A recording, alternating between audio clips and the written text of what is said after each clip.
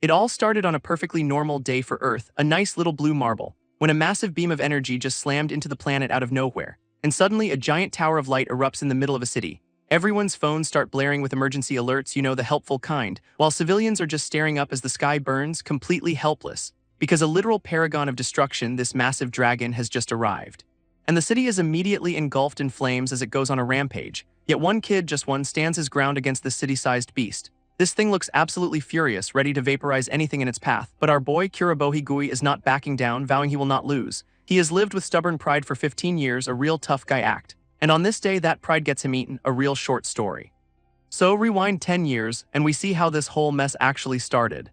When thousands of alien life forms called Evas just dropped from space, humanity's weapons were completely useless against them, a total curb-stomp battle. But ironically, the Evas scattered a cosmic substance that awakened human abilities. This gave humanity a fighting chance, letting them punch back with superpowers, which brings us to the present at the 8th Special Forces Training School. This top academy for kids with exceptional alpha abilities, the best of the best. And our boy Gui, somehow not digested, is now a student here too. So here is Gui, a bright-eyed student at the academy ready to take on the world. Except psych, he is actually just the part-time janitor, a real glowdown.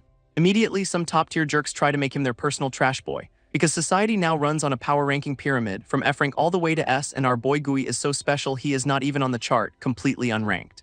But he is not taking that disrespect, crushing the can with some serious intent, telling the bully to throw away his own garbage because rank does not mean a thing. He's got no intention of losing this fight, ready to throw down right now. And he gets absolutely folded in about 2 seconds flat, a true warrior's end. This ranked bully pins him down, reminding him that unranked trash does not give orders, then summons a fireball to teach him a very hands-on lesson about supremacy.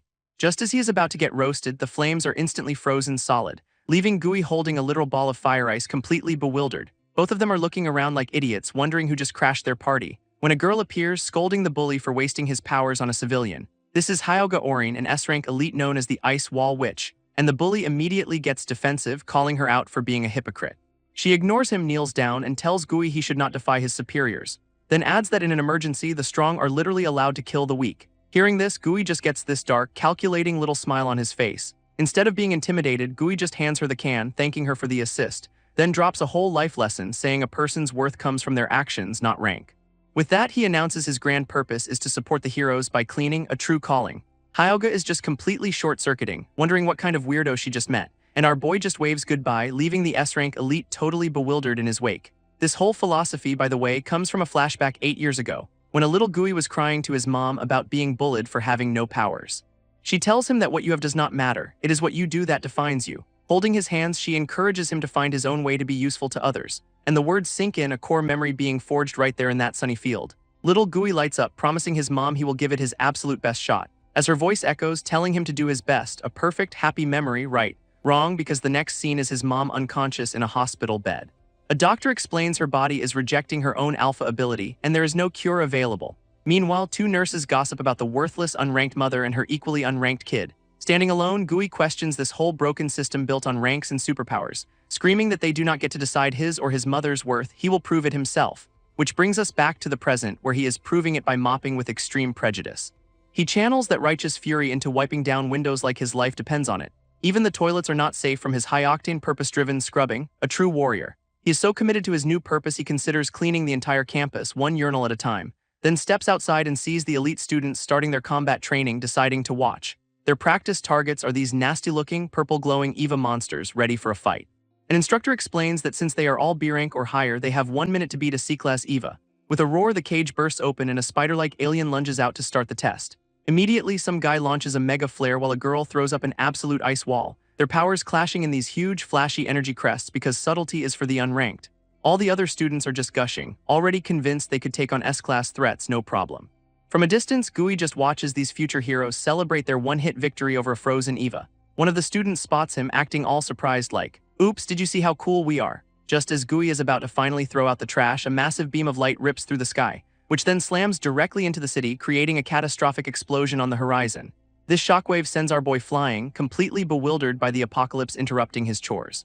Emergency warnings start blaring across the school as the sky turns a lovely shade of doom. And right on cue, a massive dragon EVA appears, the very same one from the start of this whole mess. Gui is just frozen solid, staring up at this absolute unit of a monster, completely terrified. This other students, however, just laugh, calling the dragon a fool for attacking an academy of elites.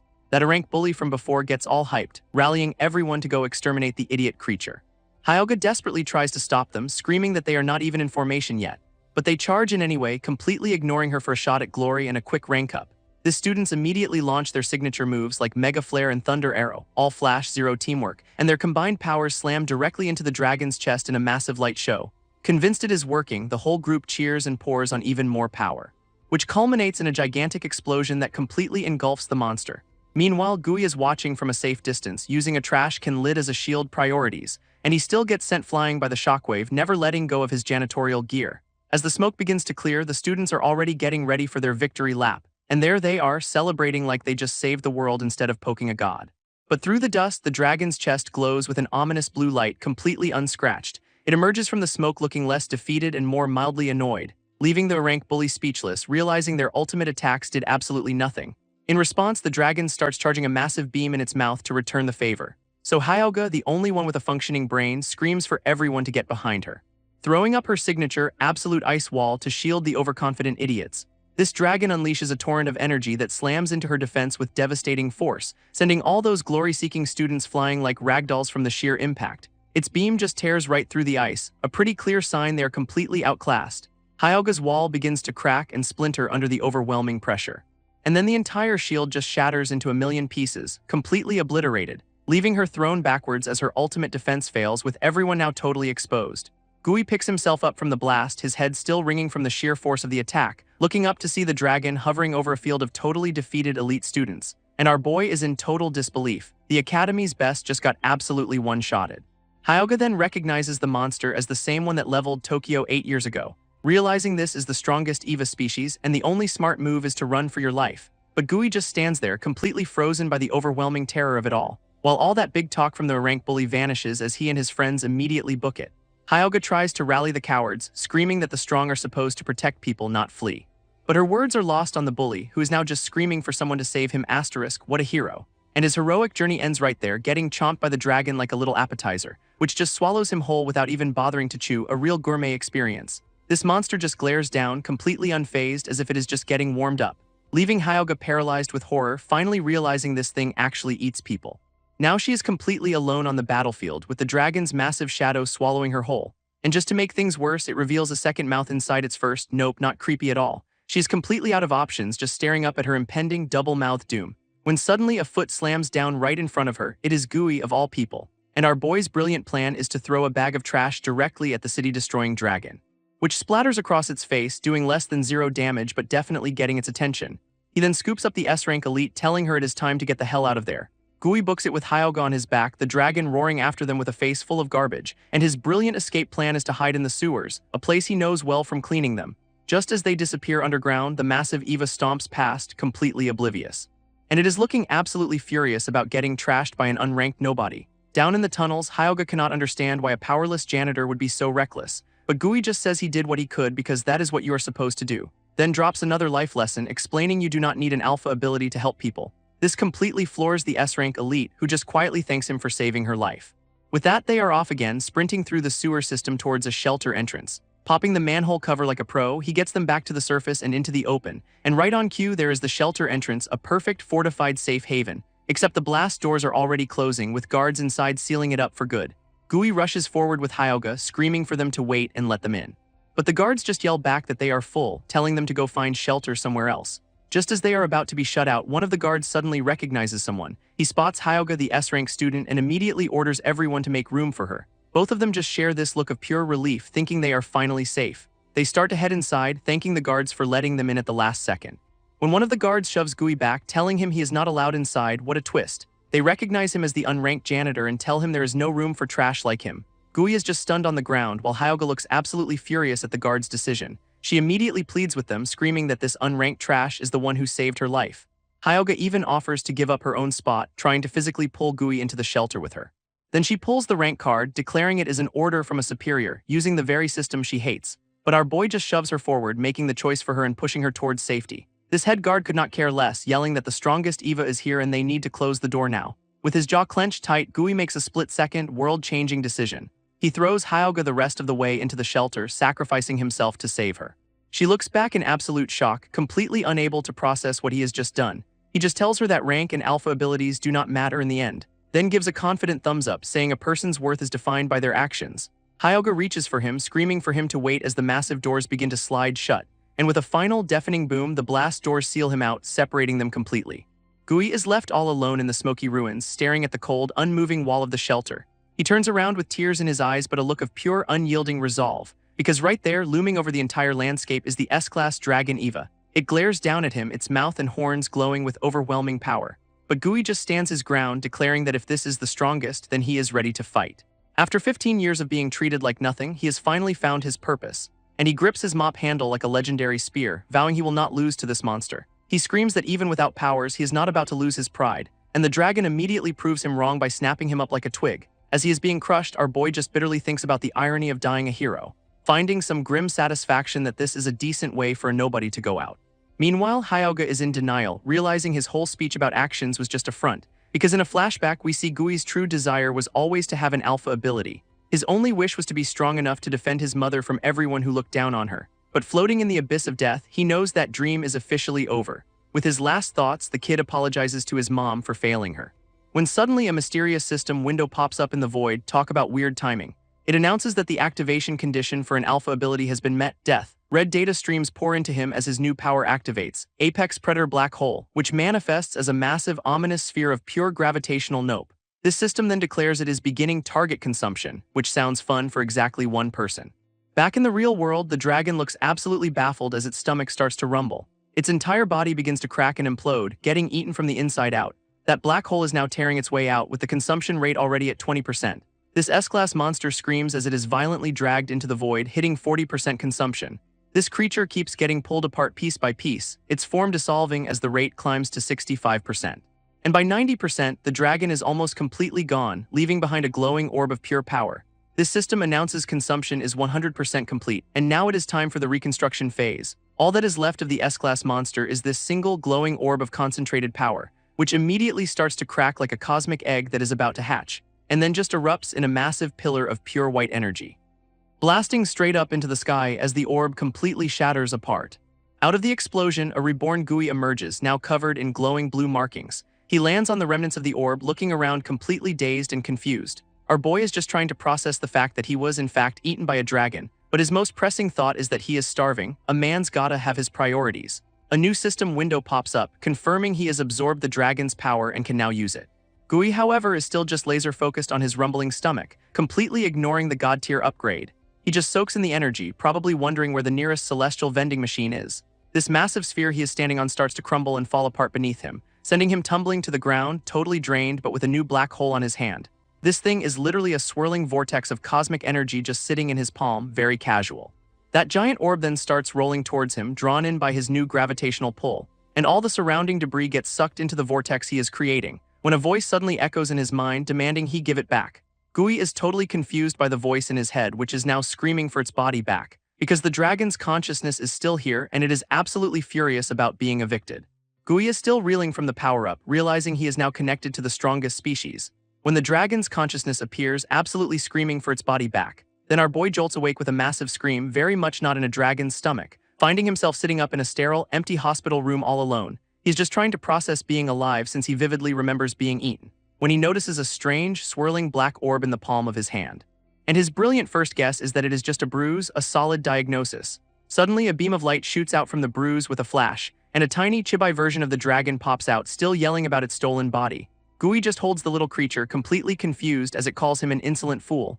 This mini monster tries to puff out its chest, boasting about its magnificent horns and fangs, then proudly declares itself the king of all aliens and the strongest species, all 5 inches of it. Our boy just flashes back to the actual city-destroying kaiju and is not buying this squeak toys act. This little guy absolutely loses it, pointing to its horn patterns as undeniable proof of its identity. To finally convince him, it offers to reveal its super-secret, very important true name, striking a dramatic pose like it is about to change the world, only to completely forget what its name is, a classic case of post-death amnesia. Fed up with all the theatrics, Gui just straight up punches the tiny ghost. He starts shaking the little thing, calling out its pathetic act and demanding it stop messing with him. Then he gets dead serious, reminding it of all the students it killed and vowing to make it atone. This little dragon screams that Gui already ate it and should remember to avenge it. Logic is not its strong suit. It then claims Gui's body is literally made from its own, which is all the proof it needs. This new info plus the glowing horn on his head leaves our boy completely speechless. This dragon recaps how it got eaten from the inside, adding that Gui now smells just like it. Now it is stuck in this pitiful chibi form and can speak the language of inferior humans. It keeps insisting its original body was the strongest, while Gui just holds the squeaky toy, trying to process. Suddenly he panics, hearing someone approach and yelling for them to hide. And just like that, the door to his hospital room slides open with a flash of light. Standing in the doorway is none other than Hyoga, looking serious and ready for answers. But her serious face melts into pure relief and she is just so happy he is finally awake. He recognizes her from school as she introduces herself, all while hiding the dragon behind his back. Gui gets super casual, telling her to call him Gui, which completely throws the S-ranker off. Her friendly vibe vanishes as she flashes back to him, ignoring her orders and sacrificing himself. She calls him out for disobeying her, but he just calmly says he did what he could do. In response, the entire room's temperature plummets as ice crystals fill the air. And Gui is shivering, realizing this is not just a friendly chat anymore. Hyoga floats up, surrounded by a chilling aura, and demands he tell her the truth. She wants to know how he survived and why the S-Class Eva vanished a week ago. Our boy is just stunned to learn he's been out for a whole week, still shivering from her power. She confirms he was unconscious for 7 days, then holds out a remote to show him the news. He is watching the news, which reports the S-Class Eva just vanished without a trace. All cameras were wiped, leaving zero evidence except for a single eyewitness account. And that witness claims a lone boy was at the scene when the monster disappeared. Of course, the details are a complete mystery, leaving everyone guessing what happened. Back in the hospital room, Gui starts connecting the dots, and has the brilliant epiphany that the mysterious boy might just be him. Hyoga confirms it, immediately demanding to know exactly what went down that day. She explains that as an S-ranker, it is her job to hunt down this world-ending threat, and depending on his answer, her duty might involve dealing with him too. Our boy, sweating bullets, just claims he has amnesia, a classic foolproof strategy. He tries to keep his story straight, but the dragon is screaming in his head, telling him he is a fool if he spills the beans about what really happened. He plays it off as a sudden headache, which Hyoga seems to buy for now. This little guy warns him that admitting you ate a god-tier monster will get you executed. Gui considers this, realizing the squeak toy might actually have a point, and quietly agrees that maybe, just maybe, telling the truth is a terrible idea. But then he clenches his fist, having a sudden change of heart, because our boy's heroic conscience just cannot handle telling a lie, even to save his own skin. He shoves the proof in her face, declaring his alpha ability let him devour the S-Class Eva. Hyoga is just left completely speechless, trying to process this insane confession. Hyoga just stares blankly, asking what he is trying to do since there is literally nothing there. And Gui starts panicking, realizing she cannot see the dragon or the black mark on his hand. Her patience runs out as ice flares in her hand, and she demands a real answer this time, when suddenly a massive winged shadow blots out the sun right outside their window. This little squeak toy looks up, completely unfazed, like it was expecting company. But Hyoga keeps pressing, saying humanity's survival is at stake and he cannot run away. Meanwhile, the tiny dragon is screaming in his ear to get out of there immediately, promising to explain later, which is terrible timing as a massive alien dragon smashes right through the hospital wall. Both of them are thrown to the floor, completely stunned by the sudden kaiju home invasion. And wasting no time, Hyoga immediately starts gathering energy for a counterattack, creating a massive absolute ice wall that erupts to block the monster's path, leaving them encased in her defensive ice dome, staring up at the new threat. This new monster is confirmed to be another extraterrestrial, and it is staring them down. Hyoga is freaking out, wondering why it is here, while Gui just yells at her to run. When the squeak toy helpfully explains this thing is way above S-rank and it came for him specifically, it then boasts that most Evas on Earth are just chumps it already defeated before coming here. And apparently this new predator sensed the original dragon was weakened and came to finish the job. It then screams that the monster is here to eat its body, which by proxy is now Gui's body. This massive creature looms over them, preparing to shatter their only defense. And it slams into the barrier, cracking the absolute ice wall that is supposed to stop S-rank attacks. With a single headbutt, the new kaiju completely shatters Hyoga's absolute ice defense. Gui immediately shoves Hyoga, yelling that the monster is here for him and she needs to run. She is just frozen in shock, completely floored by the kid's sudden self-sacrifice play. But refusing to back down, Hyoga powers up, declaring it is her mission as an S-ranker to fight. A storm of 1,000 ice pillars erupts from the ground, shooting straight for the dragon. And her attack hits dead on, turning the monster into a giant screaming pincushion of ice. She looks pretty pleased with herself, boasting she can handle threats of this level anytime. Unfortunately for her, the monster is completely unfazed as the ice just melts right off it. That smug look vanishes instantly as she realizes her ice pillars just melted away. In response, the monster starts charging a massive energy beam right in its mouth. Panicking, Hyoga shoves Gui behind her, trying to shield him from the incoming blast. But the squeaky toy on his shoulder, ever the survivalist, tells Gui this is their chance to escape. Its brilliant plan is to use the S-ranker as bait and make a run for it, solid teamwork. Our boy, however, has other plans, charging forward and landing a punch on the monster's leg. Seeing this, Hyoga screams for him to get back, reminding him he is powerless against it. But our boy just flashes this determined smirk, completely ignoring her warning. He declares he is just doing what he can, and if the monster wants him, it has got to fight. This plan works, and now the massive creature is laser-focused on him on the hospital rooftop. After his big heroic speech, our boy immediately panics, realizing he has no actual plan, classic Gui. His genius escape plan involves jumping to a tree to lead the city-sized monster away from people. This squeak toy is having a full-blown meltdown, screaming that it is his asterisk body Gui is about to wreck. Gui just yells back that there is no other choice, earning a "you damn idiot" from his tiny companion. With a surge of power, his foot cracks the rooftop as he prepares to launch, and our boy goes flying off the building like a superhero who skipped orientation day. He is completely stunned by the sudden flight, just screaming into the wind in total shock, soaring high above the city with a newfound and very temporary sense of grace. For a glorious moment, he is just amazed at how incredible it feels to be airborne, until the very important question of how do I get down finally hits him.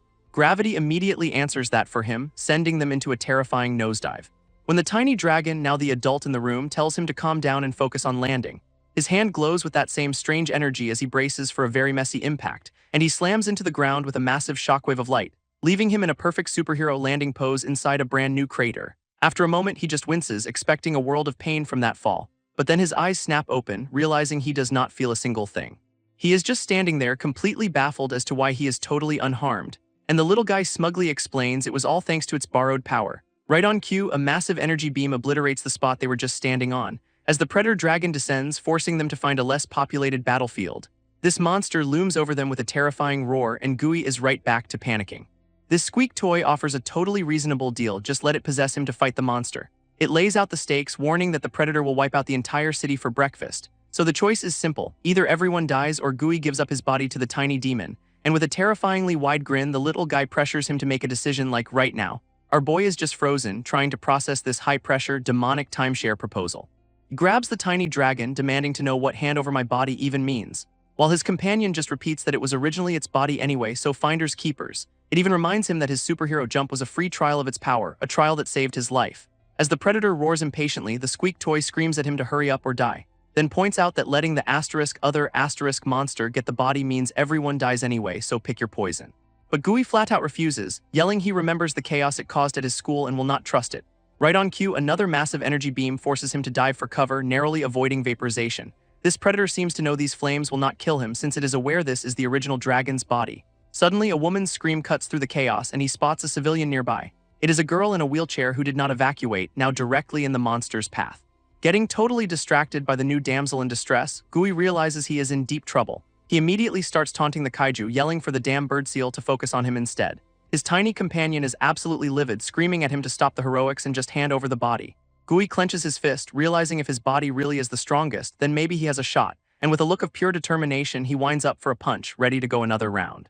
He throws a desperate punch right into the monster's leg, hoping for a miracle, and his attack connects with all the force of a wet noodle. The monster does not even flinch. Our boy is left completely baffled, wondering why his epic punch did absolutely nothing at all. His tiny companion reminds him that without its permission, he is just a regular dude with delusions of grandeur. Meanwhile, the predator starts charging a city-leveling energy blast, which is generally a bad sign. This squeak toy gives him one last offer: hand over the body or become a fine red mist. It promises to handle everything if he just signs on the dotted line for demonic possession, while also screaming that the hospital and everyone in it are about to be vaporized, so hurry up. Gui's response is to just grab the little guy and squish its face, a solid negotiation tactic. He yells that this whole mess is its fault anyway for attracting the kaiju in the first place, then hits it with a counteroffer. He is not giving up his body, he is just borrowing the power. Right as the monster fires its beam, the little guy screams that this idiot is getting them both killed. Gui just grins, basically saying if it does not help, they are all going to die together. His master plan is to die taking the strongest species with him, a plan his companion calls being killed by an idiot. This finally breaks the tiny dragon, who screams for his hand and agrees to a one-time power-up. It promises to lend him just a little bit of power, probably crossing its tiny fingers behind its back, and a swirling vortex of pure cosmic energy forms in his palm, looking way cooler than he deserves. A blue aura erupts around him as he feels the power surge, finally feeling like he can actually fight. He decides to aim the attack upwards to protect the civilians, a noble thought for a guy about to fire a god-tier weapon, and a system window helpfully informs him he is releasing a grand total of 0.0001% of its power. Talk about a trial version. Gui unleashes a torrent of blue energy straight from his fist, aiming to intercept the attack, and his tiny beam goes head-to-head with the City Destroyer blast in a classic anime showdown. Both attacks collide in a blinding flash, a massive explosion of pure cosmic power. For a second, it looks like the Predator's beam is completely overwhelming his, This alien monster seems pretty confident it is about to win this little light show, while Gui starts panicking they are being pushed back, but the squeak toy tells him to have some faith. Suddenly, his blue energy surges forward, completely engulfing the monster's attack. This predator dragon gets a face full of strongest species energy, which definitely was not on its menu. A massive pillar of light erupts, vaporizing the monster from the inside out, and the beam shoots straight into the sky, taking every last trace of the alien kaiju with it. Down below, the girl in the wheelchair just smiles, completely safe now thanks to our boy's borrowed power, as what is left of the monster comes crashing down from the heavens like a ton of scaly bricks. Right on cue, a system message pops up announcing his free trial of godhood has officially expired. Gui is just marveling at his hand, completely blown away that he one-shotted a kaiju. But that high wears off instantly as he feels the power drain away, leaving him sweating bullets. He then just collapses, the backlash from that one attack hitting him all at once. Just then, a familiar-looking combat boot steps onto the scene, signaling backup has finally arrived. It is Hyoga running in to find Gui passed out next to a giant, very dead monster. She rushes over to the scene, probably trying to process what the hell just happened here. And staring at the massive corpse, she is left completely speechless, questioning everything she knows about power levels. Hyoga's mind is racing, trying to figure out how this kid with no powers just did all of that. Gui wakes up not in a hospital bed, but in some ridiculously huge, sterile-looking hall. And his first thought is not where am I, but man, something smells amazing in here. A silver-haired man in a sharp military uniform offers him tea, welcoming him by name, which is a suspiciously civilized greeting after waking up in a secret government bunker. Our boy is understandably confused, asking who this guy is and what this whole setup is about. This man explains they brought him in for care after he single-handedly took down the kaiju, revealing they are in Hachai School's super-secret underground facility, a bunker for VIPs. He introduces himself as Nishiki Ryujin, an S-ranker commander and the school's principal. Gui is completely floored, recognizing the name of this absolute legend immediately, because this is the guy who defeated the strongest species 8 years ago, the country's top soldier. Nishiki then drops the bomb that he is also Gui's boss, reminding the janitor to show some respect. Even the tiny dragon is freaking out, realizing this guy is way out of their league and it is time to shut up. Still processing, Gui just wants to know why he is in a training facility instead of, a hospital. When he spots a familiar face at the table, it is Orin, looking as thrilled as ever to see him. His face just lights up with a huge, goofy grin, totally relieved that she is okay. And she just looks away, trying to play it cool while saying she is glad he is safe too. Then he notices someone else, the girl in the wheelchair he saved from the bird seal monster, who introduces herself as Unagi Senri and a ranker and thanks him for the heroic save. Gui connects the dots, realizing from her uniform that she must be a Hatch School student too. Gui looks around the table, realizing he is sitting with 3 top rankers and feeling just a little out of his league. Nishiki then gets down to business, offering everyone some snacks he proudly baked himself.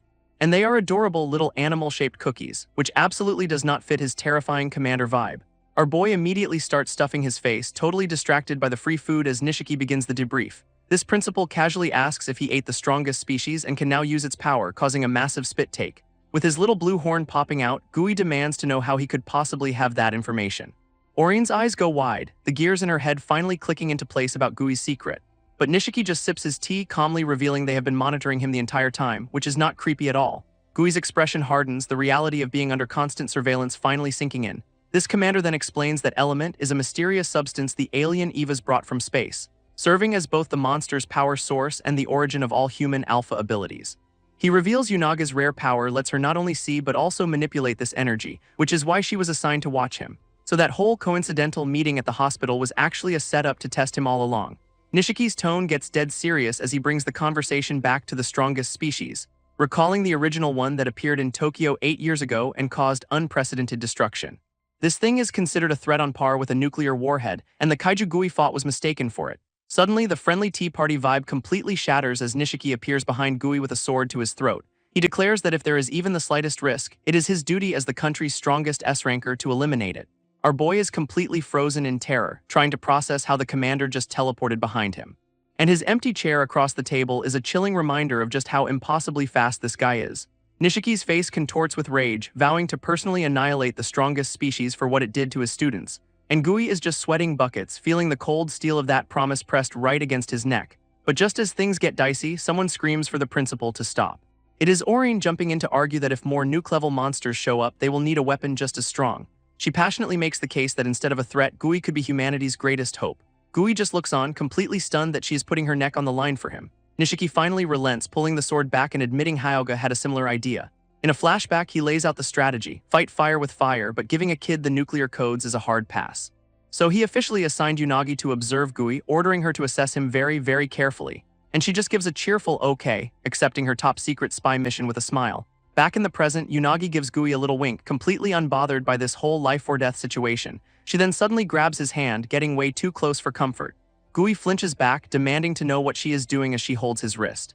With a creepy smile, she reveals the tiny dragon in his palm, noting his own power level is basically 0. This little guy is absolutely panicking inside an energy bubble, thinking this woman is a total creep. Unagi just stretches, casually saying she will need to observe him more seriously to understand him. Her smile turns intense, her eyes glowing as she prepares to use her power on him. In a close-up of her eye, we see Gui's reflection as she declares that humans are the universe. Her gaze becomes cosmic as she wonders what kind of universe she's about to find inside our boy. And she gets right in his face, hand on his cheek, asking what secrets he is hiding, talk about personal space invasion. Unagi activates her celestial observation, basically hacking into Gui's soul to see what is up. And she dives headfirst into his inner world, a cosmic blue void, having the time of her life. Floating through the energy, she is totally geeking out that this is what is inside our boy. His inner space is a whole galaxy, where the stars represent the elements inside his body. Her observation confirms he does have elements, just a pathetically small amount compared to others. But then she notices all those tiny stars are moving, getting pulled toward a dark void in the distance. A close-up reveals a swirling black hole at the center of his being, which is definitely not normal. Her face drops as she realizes everything is getting sucked into it, a truly terrible discovery. This void just keeps growing, a terrifying vortex of pure nothingness pulling everything in. It finally hits her that Gui's secret alpha ability is not just weak, it is a literal black hole. And now she's getting pulled into her little psychic joyride, turning into a horror movie. She tries to fight the pull but is completely powerless against its insane gravity. This energy around her twists into a violent vortex, dragging her straight into the abyss. After a terrifying tumble, she gets spat out on the other side into total darkness. Completely disoriented, she's just trying to figure out if she actually escaped or not. Suddenly, something zips past her at impossible speed in the pitch-black void. She realizes that was just the gravity asterisk. If she were fully absorbed, she'd be completely erased. This power is way beyond human limits, and now she is determined to uncover its true nature. So with zero self-preservation, she decides to dive even deeper into the danger zone. At the center, she finds the tiny dragon trapped inside a black sphere, the true core of this cosmic mess. Inside his soul, she finds a massive, terrifying dragon and immediately connects it to the strongest species. This thing lunges forward, a pure nightmare of teeth and glowing blue energy. It barrels straight toward her psychic projection, making her look like a tiny little snack. And the dragon's jaws open wide, ready to swallow her whole and end her little spy mission permanently. Her vision cuts out just in time, yanking her back to reality with a system message canceling the observation. Unagi is absolutely losing it, screaming and grabbing her head, just thankful to be alive after that trip. Orin rushes over, trying to calm her down after that blood-curdling scream echoed through the room. While Gui is just sitting there holding his squeak toy, asking if the test is over, zero situational awareness. Nishiki calmly offers her some water because a near-death psychic experience is just another Tuesday in this bunker. She chugs the drink like her life depends on it, still shaking from the mental beatdown. With wide, terrified eyes, she finally lowers the cup, the horror of what she saw still fresh. This principal, ever the professional, immediately asks for the results of her little soul dive. Unagi drops the bombshell. Gui's alpha ability is a literal black hole inside his body, which explains his zero-element status. He has been absorbing his own power, confirming he really did eat that monster. She then reveals she was sucked in and found the strongest species imprisoned at the core. Nishiki's expression darkens as he demands to know the state of the creature inside this kid. Still trembling, Unagi confesses that even trapped, the monster was hostile and attacked her on sight. In a flash of steel, Nishiki draws his sword, clearly not a fan of that particular update. And he has got the blade right back at Gui's throat, because apparently that is his only solution to problems. Everyone freaks out as the principal threatens to execute our boy for the second time in 10 minutes. Unaga's report confirms Nishiki's worst fear. The monster inside Gui is still very much hostile. This commander declares that if there is any chance it could break free, he has to neutralize the threat now. Panicking, the tiny dragon offers Gui its power so they can team up and take this guy down. Unagi immediately translates this, pointing out that the creature's soul is already trying to tempt him. Turns out when Gui absorbed the monster, its body was sealed in the black hole while the soul stayed out with him. And she warns that if our boy accepts that power, the danger will escalate beyond anyone's control. With a face of pure rage, Nishiki decides a nuclear warhead with a tempting soul is a risk he will not take. But Gui grabs the blade with his bare hand, insisting he has lived his whole life without any powers. He swears he will not be tempted, trying desperately to prove he is stronger than the monster inside. This commander just asks what could possibly guarantee that, his patience completely gone, before screaming nothing, and running our boy straight through with his sword. Gui lets out an agonized scream because getting impaled tends to ruin your afternoon. Enraged, the tiny dragon roars about its body being attacked and unleashes a torrent of energy. A massive pillar of blue light explodes from Gui's chest, engulfing him completely. Unagi is horrified, realizing S+ rank elements are pouring out of his body. Nishiki just watches the chaos unfold, grimly deciding it is time to eliminate the target for real. Our boy's eyes are glowing an eerie blue, looking like he has completely lost control. His body hangs limp in the air, suspended by the raw power erupting from the wound. Looking at the absolute disaster he just created, the principal accepts that it has come to this. He officially designates Gui as the strongest species and prepares to end him for good. Unagi screams that the monster's power is skyrocketing, warning it is about to be fully unleashed. But Nishiki just calmly readies his sword, promising he will handle this little kaiju jailbreak. He then unleashes a massive slash, carving a trench straight through the bunker floor. Leaping into the air as he vows to cut our boy down before the monster can fully emerge. His face is pure grim determination as he brings the blade down with everything he has got, and the entire room is just consumed by a blinding flash of pure destructive energy. Unagi and Orin are just floored by the principal's power, knowing Gui is about to be vaporized, while Nishiki himself looks on, cold and resolved, confident he just ended the threat for good. But as the blinding light from his attack finally starts to fade, our boy is just floating there, completely unfazed, guessed that killshot was not quite a killshot. This energy erupting from him now takes the spectral form of a massive dragon towering over everyone, and even Nishiki is sweating, admitting the power is so overwhelming he can see it without any special senses. So he decides to try again, this time with feeling, because if at first you do not succeed, stab harder. He unleashes a massive, concentrated slash meant to cleave everything in its path, this time launching a whole barrage determined to overwhelm the monster with pure force. His blade glows with raw power as he channels everything he has into one final strike, but the glowing sword stops dead just inches from Gui's chest, blocked by an energy shield. Nishiki's face just screams, well, that is not supposed to happen, as his best shot gets completely stonewalled. And Unagi is horrified that Gui is totally unscathed, realizing she has to get in there and help. Meanwhile, Gui's inner consciousness is just giving a tearful thumbs up, like I am helping, from inside the kaiju hurricane. But Unagi is not just standing by, she is bracing herself to jump into the fray. Meanwhile, Gui's hand is glowing as he channels the monster's power into a sphere. And at its core is the tiny dragon, looking way too pleased with this hostile takeover.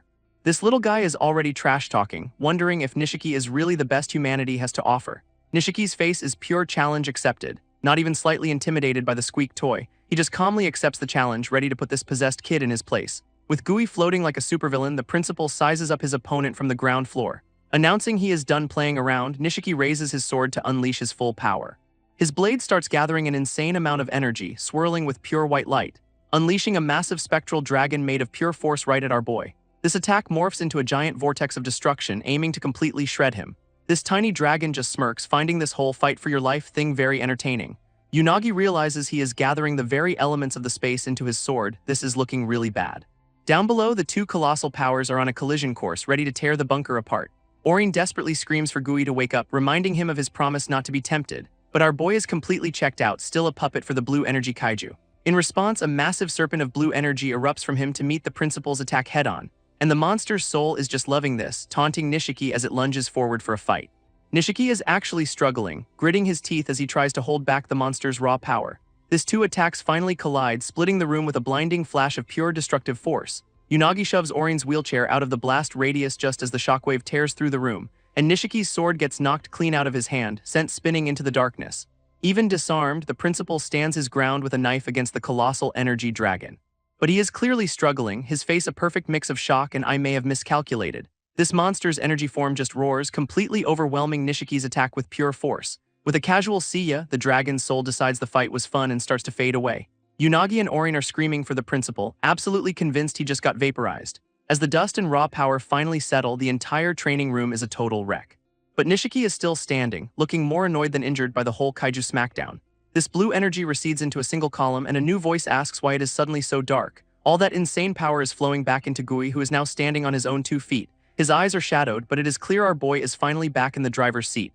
Nishiki just watches intently, trying to figure out who exactly is in control of the body now. And he straight up asks if he is talking to the monster or to Gui himself. With a confident smirk, Gui says he told them he would not be tempted by the monster's power. Turns out, getting stabbed and knocked out was the key. It gave him the time to regain control of his body. This principal seems to be processing this, maybe even a little impressed the kid actually pulled it off. Then Gui just summons an energy wolf and smacks himself in the head with it, his own unique form of discipline. He grabs the tiny dragon, scolding it for going on another rampage and threatening to eat it for real this time. Holding the terrified squeak toy to his face, he asks if it needs another lesson, an absolute power move. Unagi is just staring at his eyes, which have become terrifying, soulless black pits. This poor little dragon is getting squeezed so hard it is having flashbacks to being devoured. Talk about trauma. It is remembering its original, massive body getting completely torn apart by Gui's black hole power. This tiny terror immediately starts begging for its life, promising to be good if Gui just stops. And just like that, the strongest species curls into a sad little ball in his hand, totally defeated.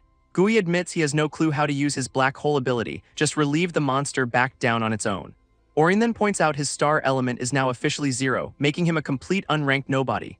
Nishiki, on the other hand, is just grinning like he won the lottery or a very dangerous bet. This quickly escalates into a full-blown villain laugh because apparently this was all just great entertainment. He recaps how Gui went from unconscious to unleashing a kaiju, then sealed it without any casualties. With a grand gesture, Nishiki declares that Gui has passed the test and is now enrolled in Hachai School. Our boy is completely lost, and Nishiki explains that the whole near-death experience was just the entrance exam. This principal explains that humanity needs a weapon on par with the strongest species for future invasions. But that kind of power needs to be controlled, which is why they tested if he could dominate the monster. Gui is just over it, muttering about how he is being tested left and right these days. He is still trying to wrap his head around a powerless kid like him getting into an elite school. So he asks the principal if he is planning to test him again, wondering if he is still not satisfied. But then he clenches his fist, his resolve hardening as he simply says no. He declares he will do whatever he can, deciding to enroll and fight to protect everyone. He vows that with or without powers, he will do whatever it takes to support those on the front lines. Nishiki is all smiles, officially welcoming Gui to the school now that the whole trying to kill him thing is over. He then offers to heal the stab wound he just gave him, apologizing like it was a minor inconvenience. But as he gets a closer look at the wound, his expression shifts to one of surprise. Turns out the gash is already closing up on its own, no healing powers needed apparently. Nishiki just chalks it up to the monster's flesh, admitting the kid's body is a serious hazard. With that settled, he introduces Gui to a new girl, Hyoga, who is apparently the top student. She looks a little overwhelmed by the whole situation but promises to do her best to look after him. Ori, now called Senri, gets her new assignment to change classes and keep an eye on Gui. This girl is absolutely losing her mind with excitement, totally fired up to observe Mr. Strongest Species. Even the tiny dragon is sweating, thinking this new girl is seriously terrifying. Nishiki just watches the chaos unfold, smugly noting that things are about to get interesting. Then in a complete non sequitur, the principal pulls a thermos from his pouch. He casually offers Hyoga some tea, who politely declines since she brought her own bottle, so he just helps himself to a cup, taking a sip while Hyoga just stares, completely baffled. Mid-sip, he gives Hyoga a casual but deadly order. If Gui loses control, she has to kill him. Her face is pure shock because kill your new classmate was not in the student handbook. Nishiki explains he is usually busy with S-rank threats, so she is the designated babysitter/executioner. She is clearly not confident, remembering how her ice wall got shattered by that same power.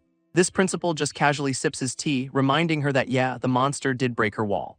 But he insists her Ice Star Europa ability should be enough to take Gui down before a full-on kaiju situation. Nishiki keeps sipping his tea, casually pointing out she could have stopped Gui if she'd actually tried. Hyoga is clearly not on board with the murder your classmate part of the job description. Looking down on her, he pulls the S-ranker card, saying refusal is not an option for the country's protectors. Her gaze drifts to Gui, who is just happily chatting with Orin, looking like anything but a threat. And yeah, he looks like a total sweetheart, holding the tiny dragon and smiling despite his massive chest wound. A flashback hits her of Gui carrying her to safety, the very person she is now ordered to kill. Her face darkens as she clenches her fist, finally accepting the grim reality of her new duty. Standing resolute, she vows to eliminate Gui herself if he ever goes berserk and threatens anyone. She calls it both her S-ranker duty and her way of repaying him for saving her life. What a thank you note. This principal gives a satisfied smile, pleased that his top student is now on board with the plan. With her resolve set, Hyoga calls out to Gui, who turns to face them, oblivious to the new arrangement. Nishiki then flexes some golden energy in his hand, asking Gui if he can feel its power. Our boy just looks confused, admitting he feels absolutely nothing, guess that zero-star element is for real. So Nishiki gathers everyone, announcing a new mission for the group before Gui officially starts school. This mission is simple, teach the kid who can seal kaiju the absolute basics of how powers even work. He frames this tutoring session as a mission crucial to humanity's survival, no pressure kids. This next day arrives and Gui is on his way to his first official lesson. He arrives at the special training ground, looking around with the little dragon in his arms. He is at the spot Orin told him to go, but it is clearly not what he was expecting, because the super-secret humanity-saving training ground is a hot springs resort. Gui arrives at the supposed special training ground, which looks suspiciously like a fancy spa. Convinced he is in the wrong spot, he starts rummaging through his bag for a map or something.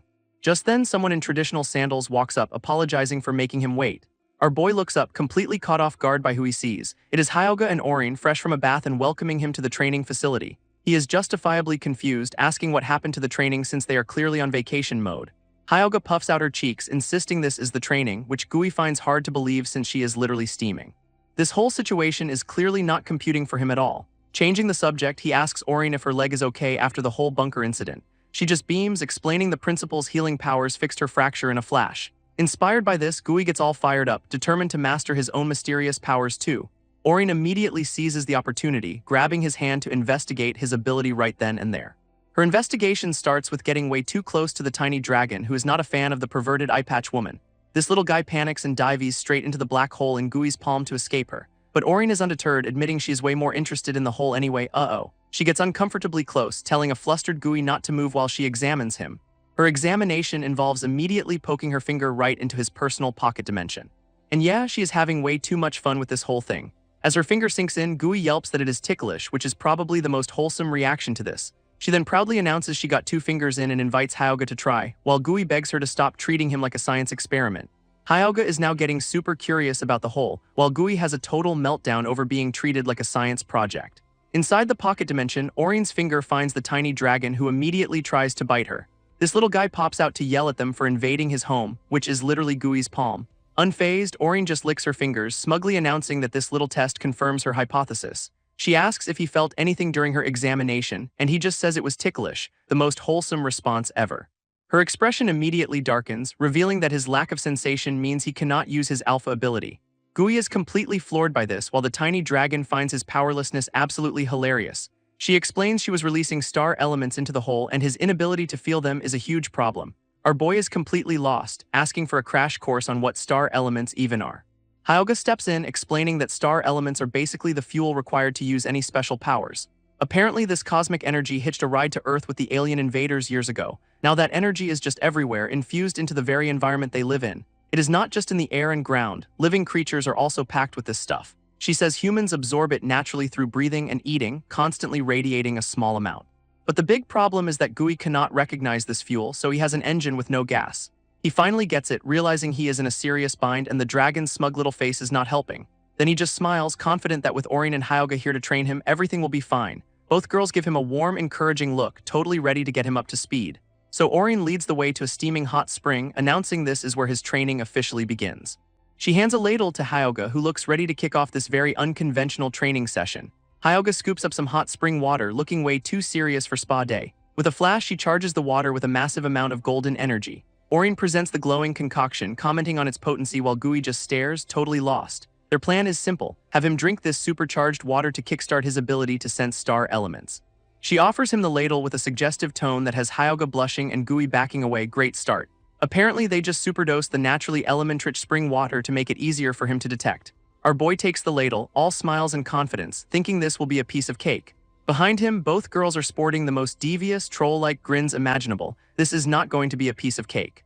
He says bottoms up and takes a sip, completely oblivious to the impending disaster. And immediately the ladle clatters to the ground as the effect hits him full force. Gui grabs his throat, screaming that it feels like it is on fire. From the side, Orin just smirks, casually mentioning she forgot a tiny detail, and that tiny detail is that concentrated star elements can be straight-up poisonous. Whoops. He is literally choking while yelling that this was probably the most important warning she could have given him. She just explains that this is standard hatch school training to handle high-density energy. Through the pain, Gui realizes he has been totally sucker-punched by his own tutors. But even while choking, he forces a smile, determined to pass this insane test and prove his worth. Orin is absolutely loving his spirit, while Hyoga looks a little more conflicted about the whole poisoning your classmate thing. As he struggles, his body starts to glow, radiating the very energy he just drank. This light then erupts from him in a massive pillar, his training having a much more dramatic effect than anyone expected. Gui grits his teeth, fighting through the sheer agony of the supercharged energy drink. His entire body starts glowing, and he can literally feel the power coursing through his veins for the first time. With wide eyes, he finally starts to understand what is happening to him. He stares at his hand, finally connecting the dots. This must be what star elements feel like. Holding the tiny dragon, he is practically buzzing with excitement, now fully sensing the power. His tutors are all smiles, cheering that he is finally sensing star elements. Phase 1 of the poison training is a success. But just as quickly as the energy appeared, it seems to be vanishing into the sky. Our boy looks up, totally baffled by what is going on now. With his senses now unlocked, he is shocked to realize the entire area is just swimming in star elements. This energy is practically pouring out of the hot spring water, and it is even radiating from all the trees surrounding them. This whole place is a natural power spot, which is why the school uses it for special training. At that moment, the last of the energy he absorbed just vanishes completely. He is left totally confused, asking why the star element inside him just disappeared. Orin just gives him a look, preparing to drop another bombshell on the poor guy. Turns out, her special ability let her see all that energy getting sucked straight into a black hole inside him. Our boy's expression is pure shock as he tries to wrap his head around that. She smugly clarifies that his body is like a bucket with a giant hole, nothing stays in. This awful realization hits him. If he cannot store energy, he cannot use any alpha abilities. And so he is left standing there, processing the fact that his incredible power is also his biggest weakness. Just as Gui's despair sets in, Hyuga gets a sudden flash of inspiration. Her brilliant plan is for everyone to just hop in the hot spring since it is full of star element. Orin is immediately on board with this, hyping up the training while Gui looks totally lost. He tries to protest, reminding them he is supposed to be working, not on a spa day. They just walk off, dropping some sage wisdom that thinking for yourself is also training. What a cop-out. Our boy is left completely speechless, and even his tiny dragon is mocking him for getting ditched. So he ends up in the water anyway, wondering if this is all just an excuse for them to relax. Meanwhile, the little dragon is having the time of its life, chugging the energy-rich water straight from the source. It even has the nerve to gloat about how tough it must be for people with no talent. Then it just points and laughs, rubbing in the fact that Gui cannot use any powers at all. That little bit of trash talk earns it a swift smack. Gui bonks the little pest on the head, telling it to shut up while he is trying to be serious. He sinks back into his funk, staring at his hands and feeling completely useless. Surrounded by all this power, he cannot even absorb or manipulate a single drop of it. This little dragon just swims by, completely unbothered by his existential crisis. In a fit of frustration, he just splashes water all over his face, trying to snap out of it. But then a fire lights in his eyes, declaring his one redeeming quality is that he never gives up. Over in the women's bath, Hyuga and Orin are just chilling, completely unaware of his breakthrough. Hyuga lets out a sigh of relief, enjoying the peace and quiet of the hot spring. Orin then brings up the real problem. Even if he can sense energy, he is still screwed without any actual abilities. Hyuga explains that since abilities are tied to perception, Gui has to figure this out all by himself. Orin agrees, adding that her methods would just be noise to him, a very helpful vote of confidence. So they decide to just have faith and wait, which sounds a lot like an excuse to keep relaxing. Meanwhile, Gui's chug the spring water strategy has completely failed, much to his dragon's amusement. On top of that, he is getting dizzy, admitting he is not even good with hot water to begin with. He just stews in his own failure, feeling completely and utterly useless. But then he notices something strange. The star element in the water he is holding is decreasing. Our boy is completely shocked, watching the energy just vanish from his hands. It seems his apex predator black hole is just passively absorbing all the ambient energy around him. He is beyond frustrated, complaining that he has zero control over his own supposed alpha ability. Suddenly, a system message appears, stating he has exceeded the energy needed to seal the strongest species. What now? Gui stares in utter disbelief as a holographic window materializes right in front of his face. He immediately recognizes this as the same kind of system that appeared with the bird seal. This window offers him a new skill called Star Element Jet and prompts him with a simple yes or no. With literally nothing left to lose, he mumbles yes, accepting the mystery upgrade. This entire hot spring complex is immediately rocked by a massive, earth-shaking tremor. Over in their bath, Hyuga and Orin are completely startled by the sudden impact. A colossal pillar of golden light erupts into the sky, originating from the men's side. Realizing the chaos is coming from Gui, they scramble out of the water to investigate. They shout his name in a panic, rushing to see what kind of trouble he has gotten into this time. Hyuga rushes in, yelling to see if Gui is okay after that massive explosion of light. Our boy just looks back, flustered and apologizing for the sudden power-up commotion. He tries to explain that a random system window popped up and just gave him an alpha ability. Then he just laughs it off super awkwardly, the classic "I almost blew up the building, my bad" defense. Both girls are completely stunned, demanding to know how he suddenly unlocked a power out of nowhere. This next morning, we cut to a dorm building with someone ominously watching from a balcony. Inside, we see a door plaque for room 201 belonging to Akiraboshi, which is Gui's last name. A voice declares that today is the day it all begins, setting a seriously dramatic tone. And it is just Gui in his new school uniform, looking way too cheerful for all that foreshadowing. Someone calls out his name and he turns around, completely caught off guard. Of course, it is Orin and Hyuga, already waiting for him on his first day of school. Orin immediately starts teasing him about the hot spring incident, making him blush like crazy. Meanwhile, his little dragon companion is just cackling with pure, unadulterated malice. Orin gets down to business, asking if he can actually control that star element jet on command. A flashback shows him unleashing the beam, accidentally catching the tiny dragon in the blast. This little guy gets absolutely yeeted into the sky, screaming its tiny lungs out. And it is still salty about it, looking like it is about to throw hands. Gui sheepishly admits he cannot use the power at all, leaving Orin to call it a mystery. He explains the system only activated because of excess energy, which he now lacks. His theory is that his black hole power sucked the entire hot spring dry just for that one shot. Hyuga is in full chibi rage mode, complaining his stunt ruined their actual training plans. Our boy immediately starts bowing and apologizing while she admits she is only half joking. This kid is genuinely surprised Orin knows how to joke, which just offends her more. Getting serious, Orin points out the huge upside. He can finally sense energy and use an ability. With Hyuga by her side, she declares they will all get stronger together at Hachei School. Gui looks genuinely moved by their support, though his dragon is just preening on his shoulder. In a sudden formal turn, Gui bows deeply, saying he is looking forward to working with them. His sudden sincerity completely short-circuits Hyuga, leaving her totally flustered. Gui just wanted to be proper for once and thank them for the whole poisoning incident. A smile returns to her face as she approves, saying he is already acting like a proper student. But then he just waves them off, saying he has a quick errand to run before class. Hyuga immediately panics, shouting that he is going to be late on his very first day. He just bolts down the street, yelling back that he will totally make it in time, famous last words. Watching him sprint away, Orin just smirks, commenting on how that is so typically Gui. Turns out his errand is a visit to the 8th City Hospital. Inside, he is sitting at the bedside of a woman who appears to be unconscious. Gui apologizes to his mother for not visiting sooner, explaining that things have been crazy. She remains asleep, completely unaware of his presence or his words. Standing proudly, Gui shows off his new uniform, announcing he is officially a Hatch School student. He promises her he can even use an alpha ability now and will use it to help everyone. He turns to leave the room, his promise hanging in the quiet air. With a final smile, he tells his mom he will be back soon and to get well. And with that, he is out the door, ready to finally start his first day at Hatch School. But just as the door clicks shut, his mother's finger twitches, a tiny, almost imperceptible movement. This little dragon feels a weird flicker of energy but just dismisses it because what does it know? A moment later, Gui is hit with the sudden, horrifying realization that he is running late. He is now in a full-blown panic, sprinting and yelling about how the school moved buildings on him.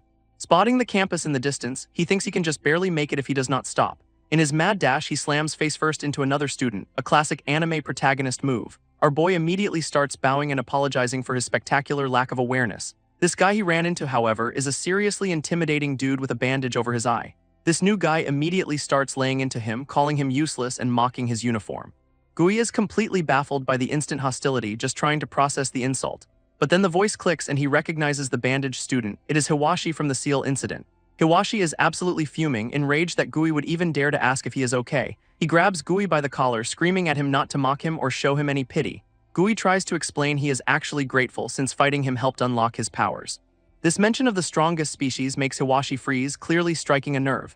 A quick flashback shows Hiwashi and his crew getting utterly wrecked by that bird monster. That humiliating memory just reignites his anger and he clenches his fist, ready for round 2. Instead of a handshake, Gui's friendly gesture gets smacked away with some serious force.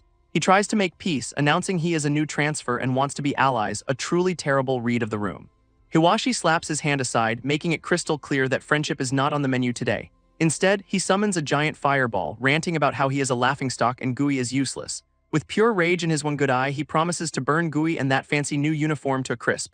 Our boy is just standing there, completely baffled by the sudden escalation from hello to incineration. But his confusion quickly turns to resolve as he realizes this psycho is dead serious about fighting. A crowd immediately gathers because nothing gets students more excited than a first-day beatdown. And look who it is, Hyuga trying to play the student council card to break things up. Too late for that as Hiwashi unleashes a massive wave of fire right down the street at Gui. Gui flinches back, completely caught off guard by the sheer scale of the attack. Hyuga sprints forward, absolutely losing her mind that he is in a fight before first period even starts. But then a hand clamps over her mouth, stopping her mid-shout. Of course it is Orin, holding her back with a grin that just screams, "Let us see where this goes." She tells Hyuga to chill out, whispering that this is way too interesting to interrupt. Orin seems totally unbothered, noting that a rank Hiwashi getting some combat experience is just fine. Her logic is that Gui has to prove his strength anyway, so why not with a public duel to the death? Hyuga, however, looks absolutely horrified, clearly not a fan of this sink or swim entrance exam. Meanwhile, a massive sphere of concentrated fire is rocketing straight for Gui's face. He just stares it down, about to take a full power rank attack head-on. Hiwashi unleashes a volley of fire, mocking Gui for being a powerless nobody who can only run. Our boy is desperately dodging the explosions, which are tearing up the street around him. He is in a total panic since his one-shot jet ability has gone completely silent while his dragon just cheers for violence. Desperate for any option, his little companion points right at the black hole on his palm. A light bulb goes off as Gui stares at his hand. Maybe his energy-sucking power is the answer. Annoyed by Gui's dodging skills, Hiwashi starts charging up a much bigger, more concentrated attack. He then unleashes a mega flare, a massive beam of fire meant to turn Gui into a pile of ash. But instead of running, Gui plants his feet, a look of pure resolve on his face. His dragon screams the plan out loud, absorb the flames with the black hole, obviously. This tiny dragon immediately regrets its position as it is about to take the full force of the blast head-on. Gui shoves his hand forward, trying to catch the entire Arank fire beam with his palm. This two powers collide in a massive, blinding explosion of energy. Hiwashi gets blown clean off his feet by the sheer force of the backlash, and Gui gets absolutely scorched, his uniform catching fire as he is thrown back in agony. From the sidelines, Hyuga and Orin can only scream his name in horror. Meanwhile, Hiwashi's goons cheer from a safe distance, thinking their boy just scored a clean win.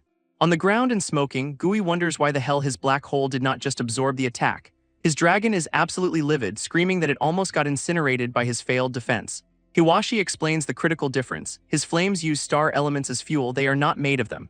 This dragon just lays it out cold. Gui does not have 1,000 abilities and his one trick just got hard countered.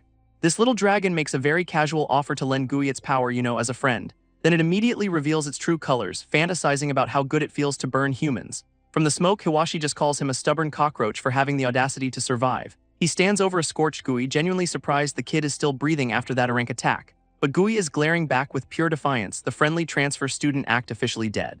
Hiwashi decides to finish it, charging up another fireball to burn him into submission for good. With a wild grin, Gui asks just how badly everyone wants to see him burn, a very concerning question. He then grabs Hiwashi's flaming hand, calmly noting this is a bit much for a schoolyard tussle. Our boy starts screaming about how guts win fights, going full-on Shounen protagonist. Hiwashi just tells him to stop resisting and accept his fate as a powerless nobody. This fireball is now inches from his face, but Gui is holding on for dear life. Suddenly, his black hole power activates, swirling around their locked hands in a flash of dark energy. Hiwashi watches in total shock as the flames on his own hand just flicker out. And just like that, Gui has him by the wrist, the immediate threat completely neutralized. His opponent is completely baffled, staring at his hand and demanding to know where his fire went. A system window pops up, announcing Gui just absorbed enough energy for a single use of his jet ability. Gui immediately hesitates, realizing that hot spring level laser is way too much to use on a person.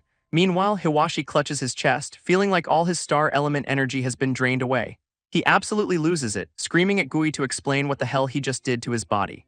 In response, Gui just grabs him and executes a perfect shoulder throw, slamming him onto the pavement. Instead of backing down, Gui channels the stolen energy into his own attack. A blinding sphere of light forms in his palm, ready to be unleashed. Hiwashi, still on the ground, tries to throw a desperate punch to counter it, but it is way too late as Gui fires a massive energy beam right at him. This blast sends Hiwashi rocketing into the sky like a firework, leaving him to just tumble helplessly through the air, a truly majestic exit. Down below, the beam carves a massive crater into the school grounds, scattering the onlookers. Hiwashi is left completely unconscious on the pavement, the fight officially over. From the sidelines, Orin is absolutely losing her mind with excitement, while Hyoga just looks stunned. This rest of the students cannot believe their rank leader just got bodied by a total unknown. Even Gui and his little dragon seem a bit shocked by the sheer overkill of that attack. Later, he is sitting on the curb, wondering why the jet ability fired automatically without his consent. With the morning's welcome party over, it is finally time to head to the actual school building. Inside, the teacher announces that a new transfer student will be joining Year 1, Class 1, and in walks a very nervous Gui, who is immediately put on the spot to introduce himself. This class immediately starts whispering. They recognize him as the guy who beat Hiwashi this morning. He just stands there awkwardly, managing to stammer out his name as Kuriboshi Gui. Then he gives a deep bow, apologizing for being late on his very first day. This teacher clarifies that Gui's punishment for fighting was running 10 laps, which is why he is late. Orin just leans back with a grin, totally entertained by the chaos he has already caused. Orin casually strolls up, congratulating Gui on his spectacular debut of fighting and then running laps. He immediately clarifies that his morning also included a fun little trip to the principal's office. A quick flashback shows him getting a very stern lecture, which explains why he is only just now getting to class. Suddenly, a voice cuts in, declaring that he is lucky that is all that happened to him. Of course it is Hyoga, here to remind everyone that fighting on day 1 is usually a one-way ticket to expulsion. She then introduces herself as his new minder, threatening to freeze him solid if he causes any more trouble. Gui and his little dragon are already shivering from her icy aura, stammering out an apology. But Orin just leans over his desk, completely ignoring the lecture to gush about how cool his jet attack was. In fact, she has already analyzed his powers and announces that his ability has 2 distinct parts. This first is the black hole on his right hand, which directly absorbs star elements on contact, and the second is Jet, which unleashes all that stored-up energy in one massive, destructive beam. She even did some light astrophysics homework, connecting his powers to how actual black holes function.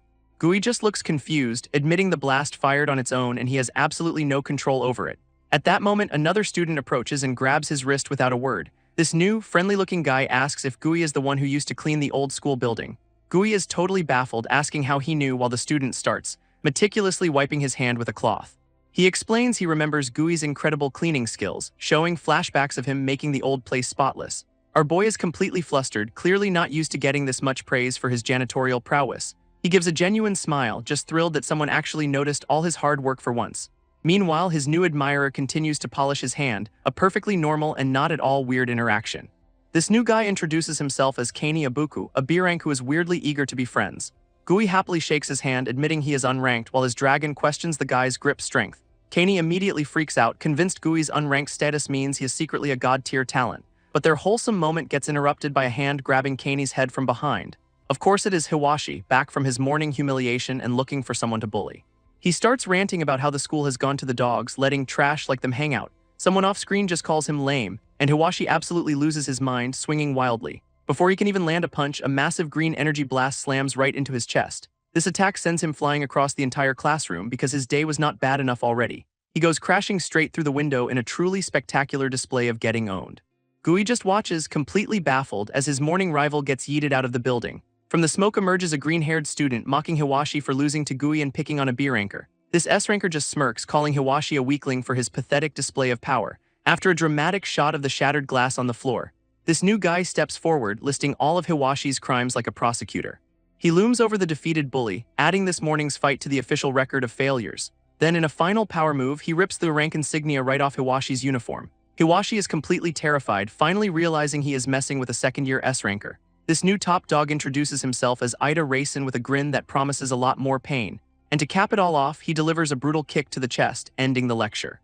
Ida explains he is here because the first years are pathetically weak, demanding they call him Ida-sama. With a massive sigh, he complains that babysitting them on the principal's orders is just so lame. He continues his rant, revealing that while other S-rankers hunt monsters, Hiwashi got his whole class wiped out. Looking over the students, he declares humanity is doomed if this is what they are working with, a real morale booster. Gui and Kanei can only stare in shock at this absolute train wreck of a pep talk. Then Ida gets a brilliant idea, a pop quiz for everyone, effective immediately. This entire class, including our main crew, is completely blindsided by this sudden selection exam. His test is simple: go EVA hunting and take down 5 A-class monsters per person. And for anyone who fails, the penalty is getting their rank stripped before being expelled, no pressure. 2 students immediately freak out, since most of them are B rank and are now being sent on a suicide mission. Ida just shrugs it off, telling them that is exactly why they are all so lame. His gaze then lands on Gui, singling out the kid who already ran 10 laps this morning. Pointing right at him, Ida declares that he does not acknowledge Gui's transfer into the school. He then accuses Gui of being the suspicious kid from a monster disappearance site, hitting way too close to home. Suddenly, we see the students running down a long, empty road for their exam. Gui is already exhausted, complaining he has been running all day, which is just his life now. A girl with an eye patch named Senri jogs alongside him, offering some surprisingly cheerful encouragement. She confirms they have been running for 3 hours just to get to the exam site. Catching his breath, Gui looks around and realizes this town is not exactly bustling. In fact, the place is a ghost town, completely abandoned and falling apart, the perfect hunting ground. Orin casually explains they are outside the city's safe zone, with the little dragon getting a front row seat. We get a quick history lesson: humanity basically lost, now hiding from giant monsters in a few big cities. Worse yet, these cities are completely isolated because the monsters and magic mess with all travel and comms. Kanei mentions the whole humanity is fighting backstory, which Senri immediately shuts down as pure propaganda. Their S-rank chaperone Ida screams at them to stop dawdling, calling them scum, a real morale booster. He spots the exam venue, helpfully reminding them to sprint if they want to avoid expulsion. This sends the students into a full-blown panic run because that threat is extremely effective. Ida, meanwhile, is just chilling on a jeep, having made everyone else run the whole way. In a quick flashback, Ida accuses Gui of being the suspicious kid from that monster disappearance site.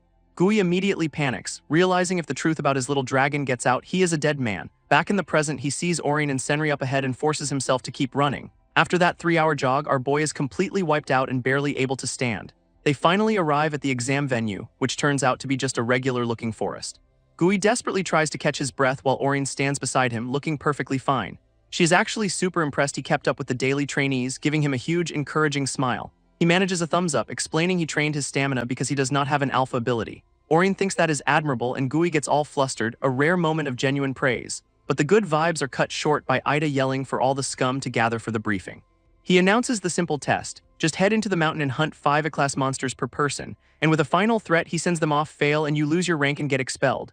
The students immediately start freaking out because this test sounds a lot like a death sentence. One brave soul points out that they are mostly B rankers and A-class monsters are way out of their league. Ida's thoughtful, nuanced response to this valid concern is a single smug lame. Without even moving, he flicks his finger and a blur of green energy zips past the complaining student. And suddenly the poor guy is sweating, realizing he just became the class example. Ida holds up the kid's rank badge, which he just snatched, casually announcing he is expelled for being lame. As the student collapses, his friend is just stunned, admitting he could not even see Ida move at all. This S-ranker then launches into a lecture, asking if they really think monsters care about their rank on the battlefield. Gui just watches this train wreck, while his little dragon smugly assumes Ida's speech is about its own terrifying power. His motivational speech peaks with him screaming at them to use their non-existent brains or just die, truly inspiring stuff. Somehow, this reverse psychology actually works, and a few students look fired up instead of horrified. Next thing you know, the whole class is chanting about being elite students who can totally do this. Fueled by pure desperation, they all charge into the misty forest, leaving Gui in the dust. Our boy then takes a deep breath and sprints after them, vowing to do whatever he can to survive. Meanwhile, Orin and Senri hang back, wondering how many of their classmates are about to get wrecked. Orin helpfully clarifies the power gap, and a class Eva is a tank and a beer anchor is just a guy with a rifle. Senri calls it an impossible game, while Orin promises to at least try to keep everyone from dying. But before they can join the fun, Ida stops them, announcing a special, private exam just for the two of them. Both girls are completely floored, realizing they have just been pulled from the frying pan into the fire. Back with Gui, he is running for his life, now fully aware that his own survival is extremely questionable. Gui stands alone in the woods, wondering how the hell he is supposed to find 5 A-class monsters. His little dragon, on the other hand, is absolutely giddy, asking to borrow his body for some fun. Gui just gives it a deadpan look, clearly not interested in a demonic possession timeshare. We get a quick flashback to the principal, who is apparently amused by Gui's first day duel. He lectures a kneeling Gui, saying that simple punishment is not going to be enough for this mess. This principal then warns him to keep the strongest species a secret or other S-rankers will try to kill him. Back in the present, Gui sweats, realizing he is surrounded by way too many dangerous people. He flatly rejects the dragon's offer of help, determined to pass this test on his own. This declaration leaves the little guy looking absolutely heartbroken by the sudden betrayal. But it recovers instantly, flashing a sinister grin and promising to help if he gets in trouble. Gui is not buying the supportive act for a second, calling his little partner a suspicious jerk. Their argument gets cut short by a sudden tremor and a scream from deeper in the forest. A massive, one-eyed boar monster appears, towering over a student who is already on the ground. Gui spots the creature, immediately recognizing it as one of the Evas they are supposed to hunt. This thing is absolutely huge, glowing with a menacing red and green energy. As the monster roars, the poor student just lies there, completely paralyzed with fear. Our boy can only stare, noting the Eva is easily over 3 meters tall. A close-up on its glowing eye has him wondering if this is one of their A-class targets. This boar rears back on its hind legs, flexing its terrifying power before it attacks, and it slams its hoof down with explosive force right on top of the helpless student. Gui stares in horror, realizing who is about to become monster food. It is Kaney, the friendly beer anchor from class, now completely paralyzed with fear. Without a second thought, our boy sprints forward, yelling for him to hang on. But he has got a tiny problem. He is completely out of energy for his main attack. With no other options, he just throws a desperate, powered-down punch at the beast. His new plan is to literally absorb energy from the boar's eyeball with his black hole ability. And he just slaps his hand right on the monster's leg like he is trying to pet it. This boar's giant eye swivels down, looking extremely unamused by this development. In response, it just casually swats him away, sending him flying across the clearing. That one hit launches him like a ragdoll because physics is a suggestion for A-class monsters. Gui lets out a pretty solid scream, which is fair when you are being yeeted by a giant pig. He slams into a tree and crumples to the ground, definitely not feeling great. Kaney, now safe, can only watch in horror, blaming himself for Gui getting hurt. Coughing up blood, Gui notes that his special body is the only thing keeping him from being a pile of broken bones. His little dragon pops up to offer some stellar advice, basically calling him a weakling for not using its power. Wiping his mouth, Gui grits his teeth and tells his partner to shut its trap. He then grabs a weapon, vowing to defeat the boar on his own without any help. This dragon just calls him a fool, patiently waiting for him to pass out so it can take over. What a pal. As the boar charges again, Gui tells the little demon to just watch from its pocket dimension. But internally, he admits that after all that bravado, he has absolutely no plan to win this fight. With no other options, Gui decides to just do what he can, mustering a small ball of light. He unleashes his star element jet, a last-ditch energy beam aimed right at the monster. This attack actually connects, blasting the giant boar right in its ugly mug. Turns out his little hand slap earlier managed to absorb just enough energy for one desperate shot. His desperation blast explodes directly on the boar's single, massive eyeball, and it does absolutely nothing, leaving the monster completely unfazed and Gui horrified. To make matters worse, he is now completely out of juice, which is a fantastic development. Suddenly, the boar looks up, confused by a bunch of pretty bubbles floating down from the sky. Gui is just as baffled, wondering if the forest suddenly turned into a kid's birthday party. This A-class monster is genuinely distracted by the bubbles, its murderous rage temporarily on pause. One bubble pops right on its eye, which is apparently the final straw for this beast. With an enraged roar, the boar charges forward, ready to flatten everything in its path, but it misses, smashing into a tree as the bubbles continue to mess with its aim. Kaney pops out of nowhere, yelling that this is their chance to execute his genius plan, running away. We see it as Kaney making the bubbles, proving he is more than just professional monster bait. Gui does not need to be told twice, immediately booking it out of there. He sprints for his life as Kaney calls out to him from behind. This two of them successfully escape, putting some much-needed distance between them and the boar. Kaney is a blubbering mess, thanking Gui for the save while crying his eyes out. Still running, Gui asks the million-dollar question, was that thing ** really an A-class monster? Kaney, still running for his life, confirms that based on its size and power, that was 100% in a class monster. Gui gives him a grateful smile, admitting Kaney's bubble distraction was the only reason they got away. His new friend just waves it off, saying his power has no killing potential and he was too panicked to use it right. That is when Gui notices one of the colorful bubbles has actually stuck to his uniform. He tries to pick it off, but the thing is surprisingly resilient and just will not come off his finger. While Kaney is having an existential crisis about his lack of talent, Gui is now in a full-on war with this super sticky bubble. A closer look reveals the bubble is not just sitting there, it is practically soaking into the fabric of his clothes. After that near-death experience, Kaney officially announces he has made up his mind to withdraw from the exam. But Gui gets a sudden flash of genius, telling Kaney his ability is amazing and could actually help them beat the boar. Kaney is just completely baffled, asking if our boy even heard a single word of his "I am quitting" speech. This too finally skid to a halt, gasping for air after successfully executing the runaway plan.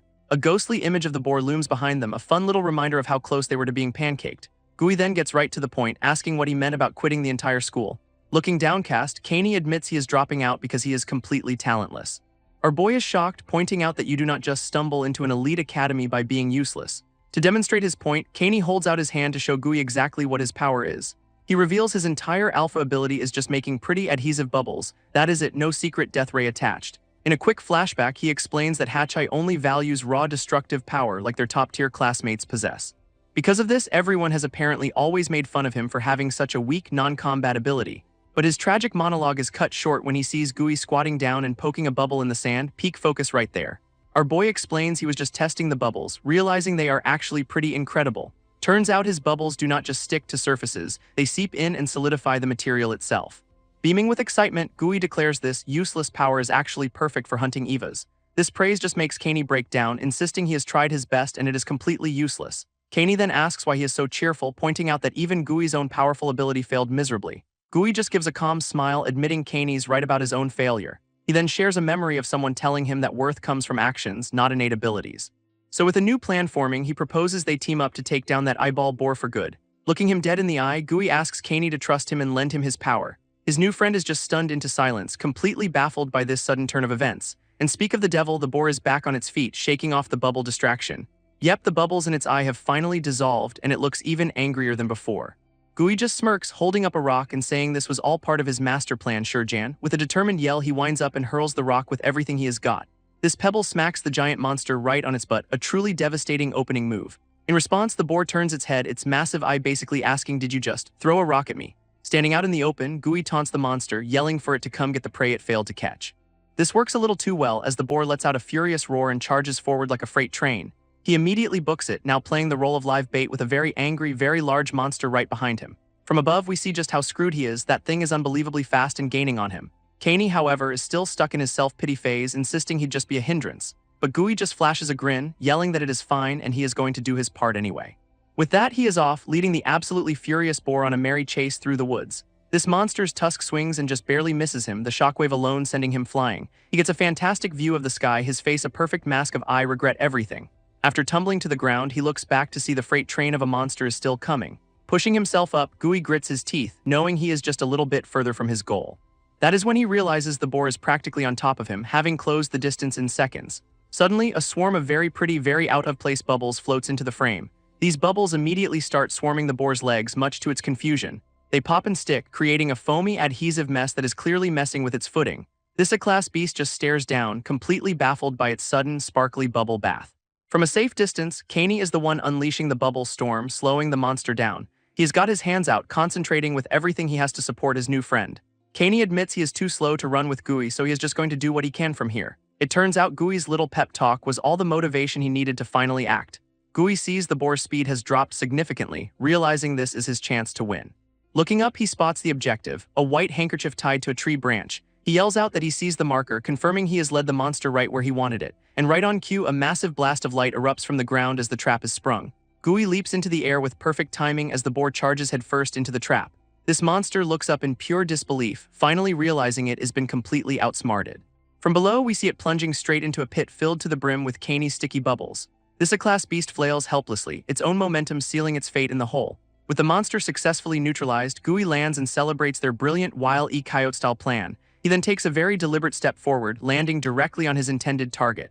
And our boy is literally standing on the monster's giant eyeball, taunting it while it is stuck in bubble goo. Turns out the whole pit is an adhesive nightmare, making it impossible for the boar to even move. Gui gives a little speech about using your abilities smartly, placing a hand on the boar's head, before activating his black hole to drain every last drop of energy from the immobilized monster. A system window confirms he's got just enough juice for one more Starjet attack. He practically smashes the yes button, gathering a massive ball of light in his palm. With a final yell, he unleashes the beam point blank, a full power blast right to the dome.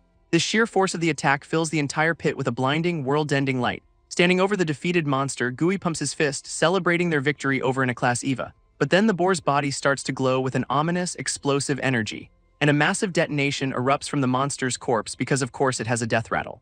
This sends Gui flying backwards out of the pit, completely blindsided by the after-death special. After crashing, his little dragon pops up to mock him, basically saying, "Serves you right, what a pal." In the pit, a massive glowing gem is all that is left of their class monster. Gui stares at the shiny loot left behind while his dragon companion correctly identifies it as an eyeball jewel. Kaney frantically scrambles down the pit wall to check on his new friend after that massive explosion. Our boy gets to his feet, complaining about a bruised butt and the sudden appearance of a sparkly rock. His partner, however, looks at the gem with a sudden, intense seriousness. He reveals it is an element stone, which is what happens when an EVA's power crystallizes after death. Apparently, each stone holds the unique properties of the monster, and this one came from the boar's superpowered eye. Gui puts it all together, finally understanding that monsters basically turn into valuable loot drops. Kaney confirms these things are concentrated power-ups and are worth an absolute fortune. They can be used to recharge abilities, forge magic weapons, or just make you filthy rich. This little dragon gets a greedy glint in its eye, whispering about destroying humanity if it gets the stone totally normal pet behavior. It then puts on its most trustworthy, not at all evil face, promising Gui this is a fantastic idea. A bright flash of light signals the end of that very short and very sketchy negotiation, and Gui is holding the pouting dragon at arm's length, calling him out for being way too suspicious. Kaney just looks confused as Gui awkwardly explains he was just talking to himself, not his demonic staff. Changing the subject, Gui gives Kaney a huge smile, thanking him for making their victory possible. Kaney gets all flustered, insisting Gui was the real hero in a very wholesome back and forth. Now a certified monster hunting duo, they get hyped to go hunt the other 9 monsters they need for the exam. Elsewhere in the forest, some smug-looking guy with green energy is effortlessly taking down another student. He scoffs that the S-rankers and A-rankers are pathetically weak, wondering if the exam is just broken. Down on the ground, 2 defeated female students can only look on, completely outmatched by this new threat.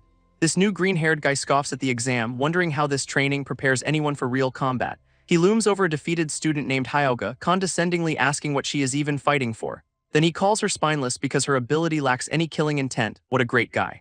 A quick flashback shows some grim-faced commander ordering her to eliminate a strongest species if it goes berserk. Back in the present, Mr. Greenhair warns her that at this rate, she's just going to die. Hyoga can only kneel there, completely demoralized and overwhelmed by his power. He then turns to another down student, Unagi, telling her to stop making a fool of everyone. Turns out he knows she has been hiding her true alpha ability this entire time. But the girl with the eye patch just grins, cheekily admitting he finally figured her out. This sudden confidence completely shocks both him and the other girl, Hyoga. Recovering his massive ego, he declares that nobody who looks down on him gets away with it. He then looks to the sky, dramatically announcing that it is time for his big moment. With a firm step, he prepares to unleash whatever he has been planning on them. Elsewhere, the small group of students who actually passed the exam have gathered with their loot. It is a very smug-looking bunch, each holding a collection of colorful element stones. An instructor notes that only 6 out of about 30 students managed to succeed. Just as the final inspection is about to start, a voice frantically yells for them to wait. And here come Gui and Kaney, sprinting in at the last possible second, looking like a mess. Gui is clutching the gems they earned from the boar like they are the most precious things in the world. He proudly presents their haul, announcing they beat in a class EVA, so that means they passed, right? This green-haired instructor eyes our boys and their handful of shiny gems. With a condescending smirk, he asks if they really teamed up to pass the test. Gui and Kaney beam, proudly confirming they used teamwork just like the rules said. After a moment of pure annoyance, the instructor begrudgingly accepts their logic. He then announces to everyone that these 2 have passed, while the rest are officially expelled. This guy adds that if they cannot even pass this, they are just future cannon fodder anyway. Gui just sweats a little, clearly not expecting this level of brutal honesty. Their instructor then launches into a story about a whole class getting wiped out for being idiots. Hyoga, one of the girls who got wrecked earlier, looks down in shame at the mention of failure. This whole point of the exam, he explains, was to force them to think beyond their own power. And now for the grand prize, he announces they are all going to attack an S-class EVA colony tomorrow. All the other students who passed are justifiably freaking out at this sudden death sentence. Our boy Gui is just confused, asking what the heck a colony even is. Standing before them, the instructor prepares to drop some horrifying exposition. Turns out these EVAs are terraforming the planet and have already started racking up a body count. So this exam was actually just a recruitment drive for a high-stakes extermination mission. He then points to Hyuga and Unagi, ordering them to join despite being rotten high rankers. Unagi, ever the optimist, just grins and says they are all totally dead, love the attitude. With the bombshell dropped, he dismisses them for the night to go collect the failures. Gui seems relieved that the other students are being picked up, completely missing the bigger picture. Hyuga is still processing how Gui, the strongest species kid, actually passed the exam. Meanwhile, the green-haired guy is plotting, vowing to use anyone he can for his own goals. But if they step out of line, he is more than happy to dispose of them himself. What a team player. This whole group is now on a bus, heading straight for the front lines at night. Inside, it is a quiet, awkward ride to their potential doom with all the survivors. Gui does the math, realizing they will be at the S-Class EVA nest by morning. He glances around the bus at his fellow soon-to-be monster fodder. Hyuga is sleeping peacefully, blissfully unaware of the death mission ahead. Even Unagi is out cold, leading Gui to think everyone's just exhausted from the exam. He is still reeling from the sudden mission, especially so soon after the last major attack. Our boy flashes back to his old life, remembering being powerless and getting beaten down. But now he has friends to protect, which is a pretty terrible time to get new motivation. Thinking about the EVA Nest colony has him realizing just how dangerous this is. A memory of some commander's threat surfaces. If his secret gets out, he is a target for elimination. This means he cannot risk using his strongest power, leaving him severely handicapped. He is stuck with just the star element jet, which is basically running on empty. His mom's words echo in his head about how actions define a person's worth. This thought of dying and leaving her alone is clearly weighing on him heavily. With all this pressure, his resolve hardens as he clenches his fist tightly. But he is visibly trembling, and a voice from behind calls him out on it. Busted. This little dragon pops up in his hand, ready to give a totally unsolicited pep talk. It floats up, claiming to have eons of experience that humans cannot even comprehend. This tiny demon lectures Gui on battle, saying cowards do not even make it to the fight. They just end up begging for their lives immediately, not a great survival strategy apparently. Then it gets all prophetic, promising Gui will be begging for its power soon enough. This little guy is practically drooling at the thought of Gui being desperate for its help. Gui finally snaps out of his funk, telling his demonic staff to just hold on a second. With a tight fist, he steals his resolve, completely done with the doom and gloom. He sits up straight, deciding he is not going to be anyone's cannon fodder today. This whole bus is just a quiet ride to oblivion with our cast of survivors. Finally, the bus arrives at its destination, a forest that just screams, "You are all gonna die here." Green-hair guy Ida steps out and immediately calls his new squad trash, great for team morale. Unagi, the eye patch girl, just stands there looking completely over this guy's whole vibe. Kaney and another beer anchor look on, with Kaney clearly having second thoughts about this whole adventure. A couple more beer anchors stand by, probably wondering if it is too late to get expelled. Even the ranker in this group looks like she'd rather be anywhere else right now. With everyone assembled, they take their first steps toward the S-Class monster nest. Their fearless leader points to a super inviting, not at all ominous cave where the colony lives. Ida grins, explaining the monsters already know they are here but are too cozy to come out and play. He then points at Kaney, calling him Handkerchief, and orders him to give the mission briefing, talk about being put on the spot. Kaney explains the nest is basically a slice of the EVA's hellish home planet. Worse, the air itself buffs the monsters and nerfs humans down to 30% power. Ida smugly congratulates Kaney for getting it, while also calling him lame. Peak leadership. This guy rants that bombs are useless and burying them alive does not even work. Apparently, only their special alpha abilities are capable of scratching these things. Gui clenches his fist, looking like he is actually ready to throw down despite the terrible odds. With the doom briefing done, Ida calls on Unagi to step up to the plate. She just stretches casually, commenting on how tough an S-Class nest will be. Zero fear. Then she grins, saying it sounds fun and she is ready to go. This girl is built different. Her eye patch comes off, revealing a golden eye that is basically a high-tech targeting system. She activates her celestial observation, one eye glowing with immense power. A massive vortex of energy rips open, giving her a direct view into the enemy's lair. Inside is just a swirling abyss of purple energy and ominous shadows, real inviting. Unagi calmly analyzes the chaotic view, trying to make sense of the monster maze. She notes the star elements are so dense that it is messing with her observation. Her vision picks up a class Evas crawling around, which she immediately nicknames bipedal ants. Kaney is just blown away, realizing her power can map out the entire nest and its inhabitants. With her recon active, the layout of this deadly maze is finally becoming clear. She pinpoints the boss, a massive S-Class Eva she casually decides to call Mother. And we get a lovely close-up of Mother's monstrous foot, ready to stomp them all flat. But her observation reveals something new, a humanoid Eva, glowing with a seriously bad attitude. This thing immediately grabs one of the smaller ant Evas with pure aggression, and then it just smashes the poor thing into the ground like a piece of trash. Unagi watches in horror as the humanoid Eva starts eating its own kind. It even seems to be enjoying its little snack, which is just all kinds of wrong. Suddenly, its eye flares as it looks right at her, realizing it is being watched. Unagi completely panics, yanking herself out of her observation trance. She stumbles back to Ida, frantically reporting that this is not an S-Class nest. Turns out it is a nest for an S-Plus class humanoid Eva, a monster from humanity's nightmares. With a grim look, she states the obvious. With their current team, they need to retreat or die. Gui is just sweating bullets, trying to process this sudden escalation in doom. From a distance, we see Unagi formally recommending a full retreat to the entire squad. This other students are just as shocked, having never even heard of a humanoid type. Our boy Gui, ever the scholar, asks what an S+ class is since he thought S was the top. Kaney looks like he is about to have an aneurysm, offering to give Gui a quick lesson on not dying. He explains the ranking system. F to S is for humans, where S is the peak for a soldier. There are only 10 S rankers in the country, and they are the only ones who can solo S-class EVAs. But this humanoid is S+, a rank that exists because it is beyond what any single human can defeat. A flashback shows it took 2 of the country's strongest S rankers just to barely take one down. And to make things worse, Unagi adds this one has probably been breeding and eating EVAs to get even stronger. Unagi frantically explains this nest is just a farm for the humanoid, screaming that they have to retreat. Ida just listens calmly, saying he understands the situation and is ready to give his conclusion. And his brilliant decision is that the operation will commence immediately, because of course it is. Gui and Kaney are completely floored, looking like they have just been handed a death sentence. This instructor's logic is that the humanoid absorbs power from its prey, so waiting just makes it stronger. He then declares with zero irony that this team of rookies will take the monster down. Our boy Gui is just flabbergasted, completely unable to process this level of tactical insanity. Right on cue, his demonic staff pops in to predict Gui will be begging for its power soon enough. Gui clenches his fist, trying to fight down the terror and vowing that he will not lose. But the sheer pressure sends him into a panic, grabbing his head as he starts to spiral.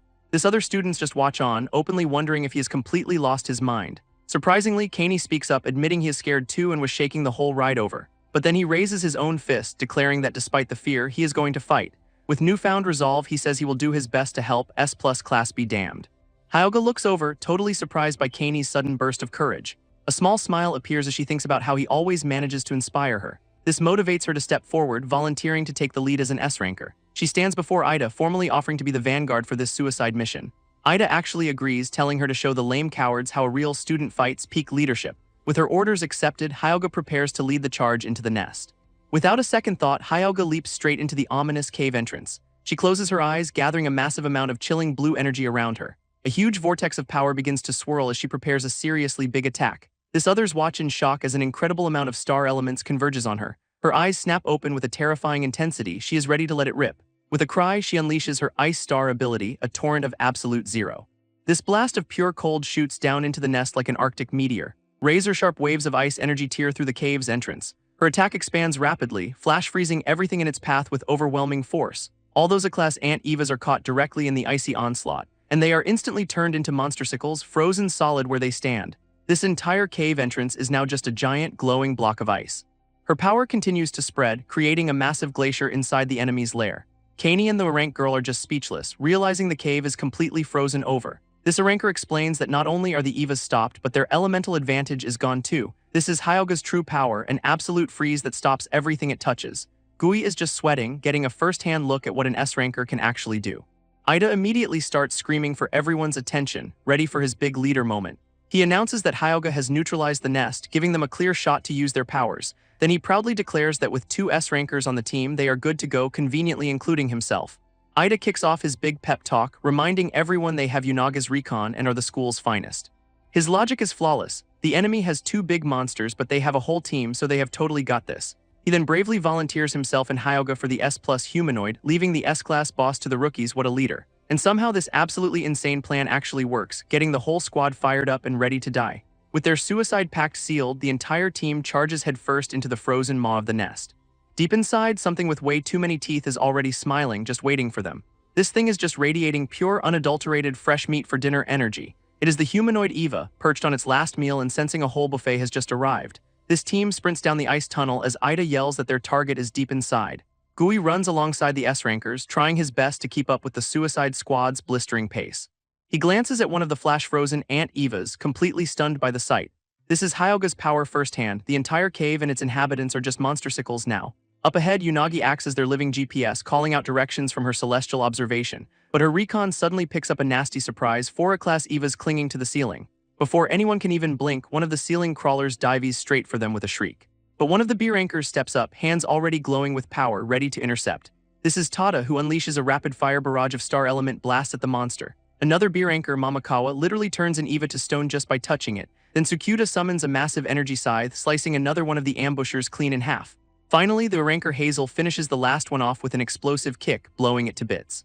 Another B ranker Yamino Zen traps one in a water prison while casually reading a book. Then Iwatake Ken follows up, turning his arm to stone for a devastating rock punch. Gui just watches this whole display, completely blown away by their teamwork. He cannot believe how easily these guys are wiping out A-class monsters. This just makes him feel more useless, wondering how he can even contribute.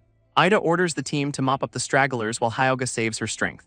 But as they run, one of the rankers senses something is very wrong. He asks Hyoga if her ice attack worked, and she confirms it froze everything. Unagi even backs her up, saying her observation saw all activity cease. This only explanation is that the S-class mother is just spawning more of them. Suddenly, the entire ice tunnel starts to rumble and shake around them.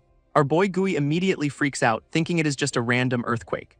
Hazel looks back in terror as the cave entrance begins to collapse. Unagi frantically reactivates her celestial observation to see what is going on. Her vision shows a massive boulder falling from the ceiling to block their only way out. It crashes down with a deafening roar, sealing the entrance completely. This whole team stops dead in their tracks, realizing they are now trapped in the nest. And at that exact moment, Hyoga's massive ice prison starts to crack.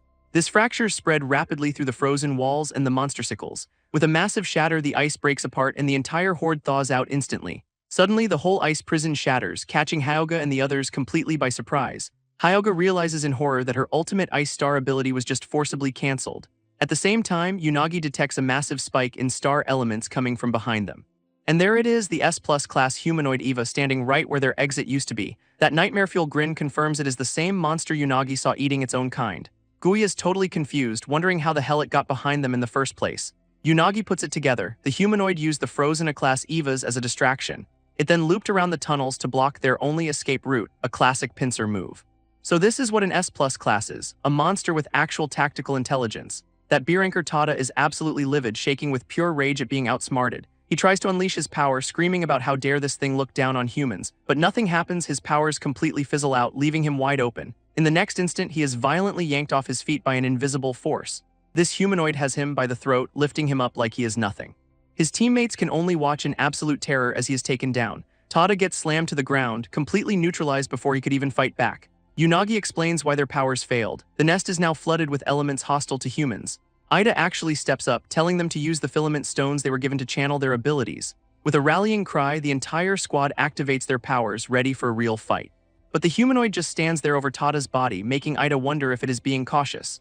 One of the students points out the obvious flaw: they have a limited number of those power-boosting stones. But Ida, ever the leader, says he has a plan that just happens to be a huge drain on their resources. Suddenly, this other kid steps up, claiming his ability might be the perfect counter to the nest's power drain.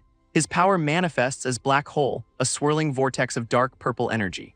This guy is literally creating a miniature black hole in the palm of his hand. Ida explains the kid's power is sucking up all the hostile elements, clearing the air for everyone else. With the interference gone, Ida's own power flares to life in a brilliant green flash. He immediately orders everyone to form a perimeter around their new human battery charger. Their whole strategy now hinges on protecting this one kid while he holds back the debuff. And the humanoid just watches this whole scramble, completely unimpressed. Ida declares it is time for the S-rankers to handle the big guy just like his genius plan dictated. With that, he and Hyoga charge straight at the S-plus class monster. This two of them sprint towards the towering Eva, looking ridiculously small by comparison. Hyoga immediately starts gathering her ice energy, ready for another massive attack. She slams her hands down, summoning a massive, absolute ice wall from the ground.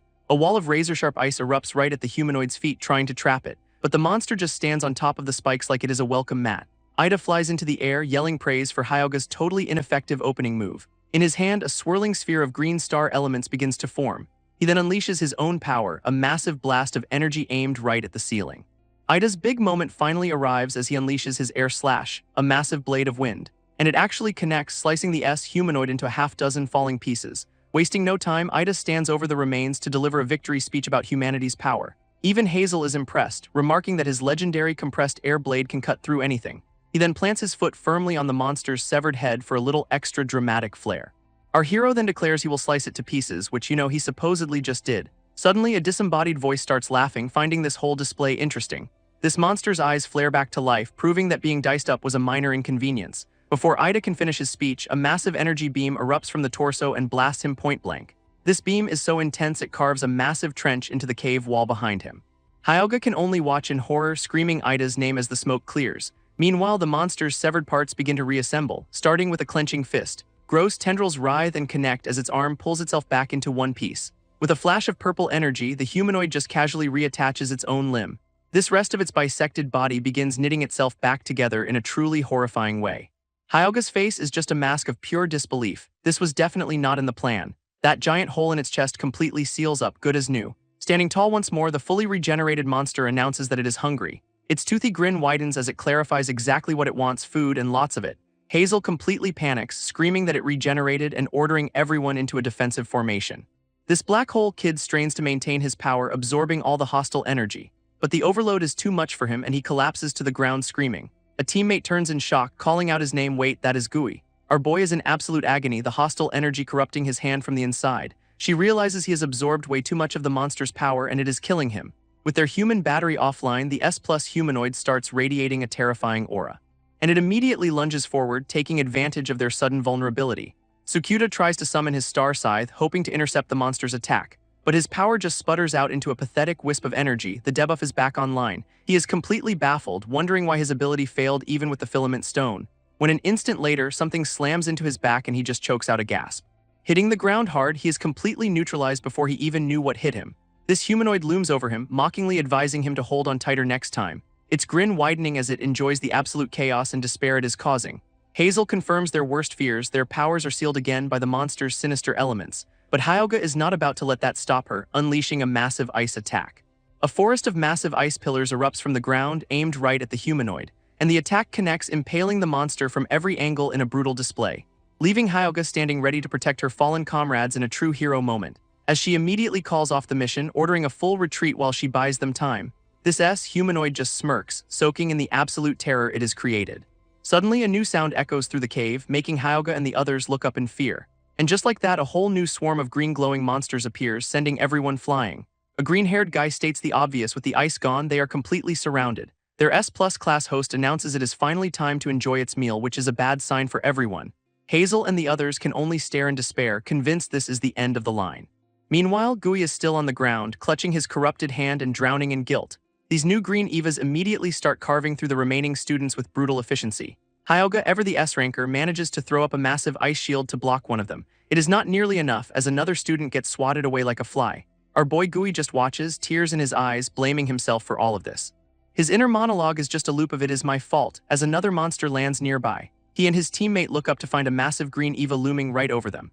This thing is absolutely gigantic, blocking out what little light is left in the cave. It raises a massive blade arm, preparing to turn our boy into a fine paste. Gui can only look up in pure terror as the killing blow comes right for his head. With a blinding flash, the attack seems to land in a brutal, direct hit.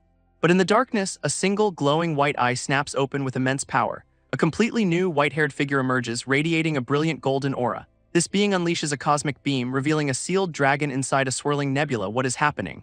Gui's consciousness drifts into a golden void, a place he vaguely recognizes from his dreams.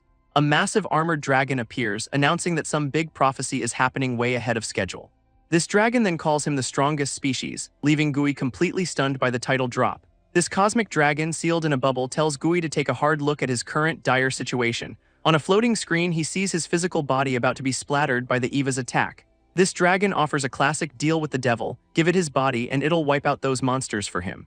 Gui's not having it, telling the dragon to just lend him its power like usual since they are a package deal.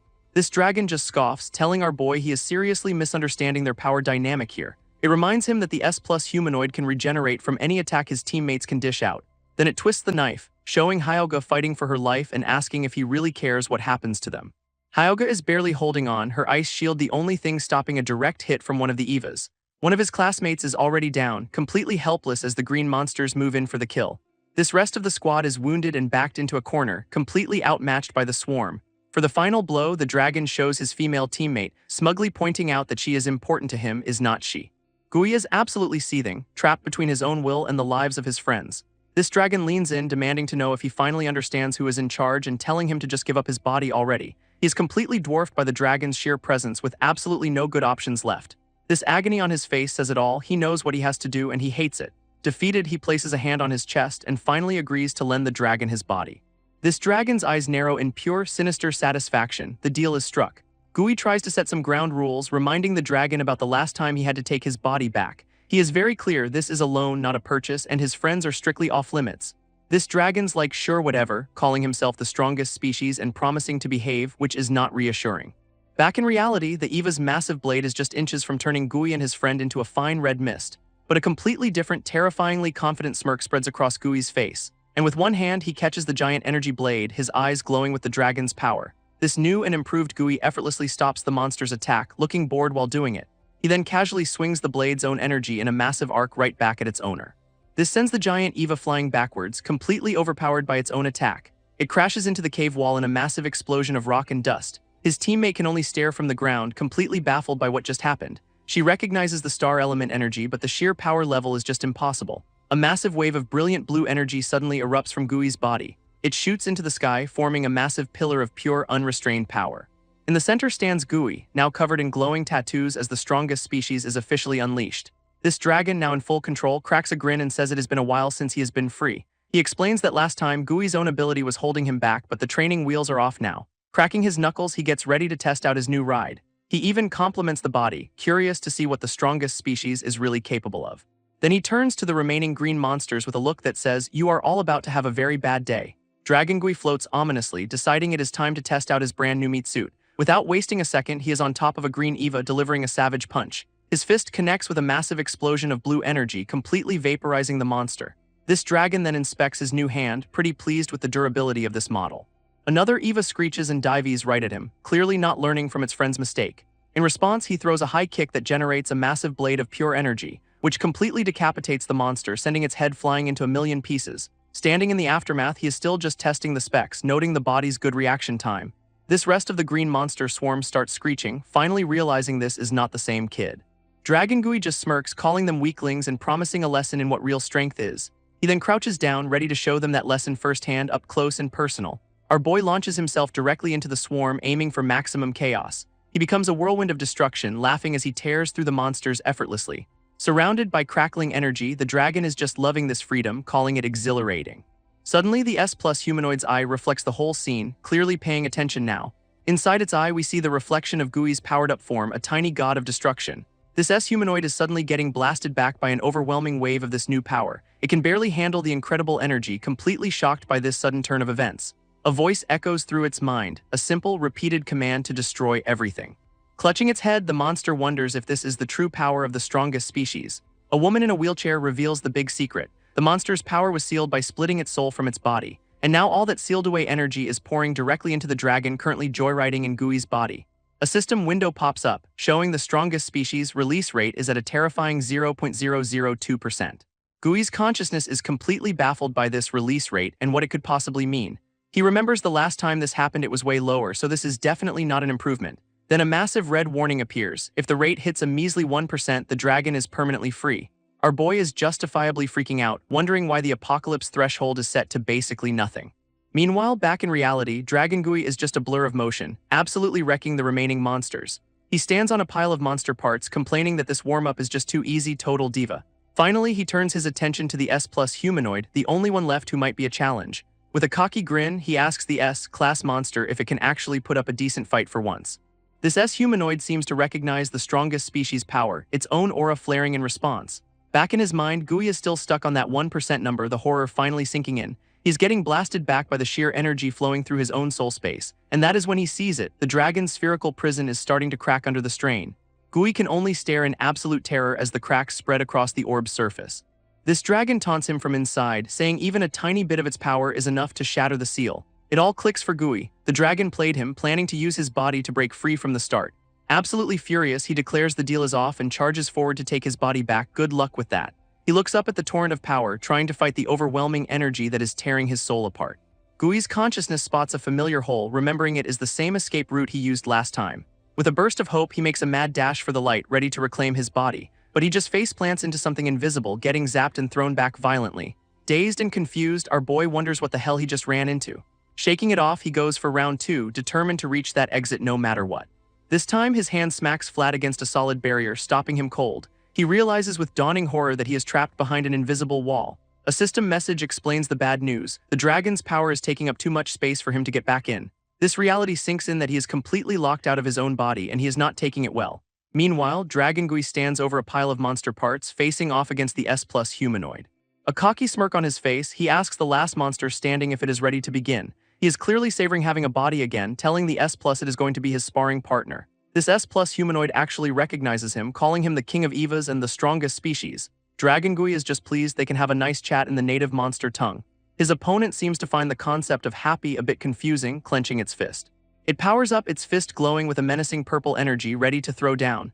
This S+ humanoid's body begins to warp and contort, getting way more spiky and dangerous looking. Massive spikes erupt from its back as it continues its monstrous power-up. Fully transformed, it announces its plan: eat the strongest species and get a massive power boost. And it immediately follows through, launching a massive sphere of destructive purple energy. His teammates are getting absolutely flattened by the shockwave from the S+ humanoid's attack. One of the other students realizes this thing can absorb star elements to power up, completely shocked by this trump card.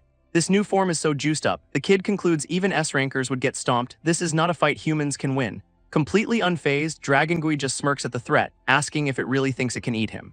This dragon is absolutely thrilled, grinning as he declares it is finally time for a real death match. Up on a cliff, Hyoga watches as the S+ humanoid summons a massive pile of green monster reinforcements. A whole new army of green Evas starts to bubble up from the ground, ready to swarm our boy. Floating in the air, our dragon-possessed boy looks completely unimpressed by the sudden monster flash mob. This S humanoid immediately attacks, sending a massive whip of pink energy screaming towards him. Looking almost bored, he just stands his ground as the attack closes in. Instead of dodging, he just dives straight down, ready to punch this thing into next week. Their fists are just about to connect, a clash of pure blue and red energy. This impact is insane, sending a massive shockwave of energy blasting out in all directions. This clash creates a blinding flash of light, a miniature sun going off inside the cave. Not only has he stopped the punch cold, he's got a massive grin on his face, absolutely loving this. Now he's got the monster completely tangled up, saying this is what a real death match should feel like. Turns out the monster is also a battle junkie, laughing maniacally as it powers up even more. This entire cave is just crackling with their combined power, getting ready to explode. His classmates can only watch the light show from a distance, realizing the whole cave is about to come down on their heads. They are just staring in disbelief at this S-level brawl, with one asking if Gui was hiding this kind of power the whole time. His friend is completely lost, realizing this power is nothing like what Gui's ever shown. Another student wisely screams for everyone to get the hell out of there.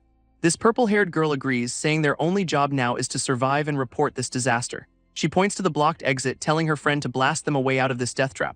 Her friend powers up a massive ball of blue energy in her hand, ready to go, and unleashes it in a huge beam, aiming to clear a path for their escape. This rock wall completely shatters under the force of the blast. For a second, it looks like they have actually made a clean getaway.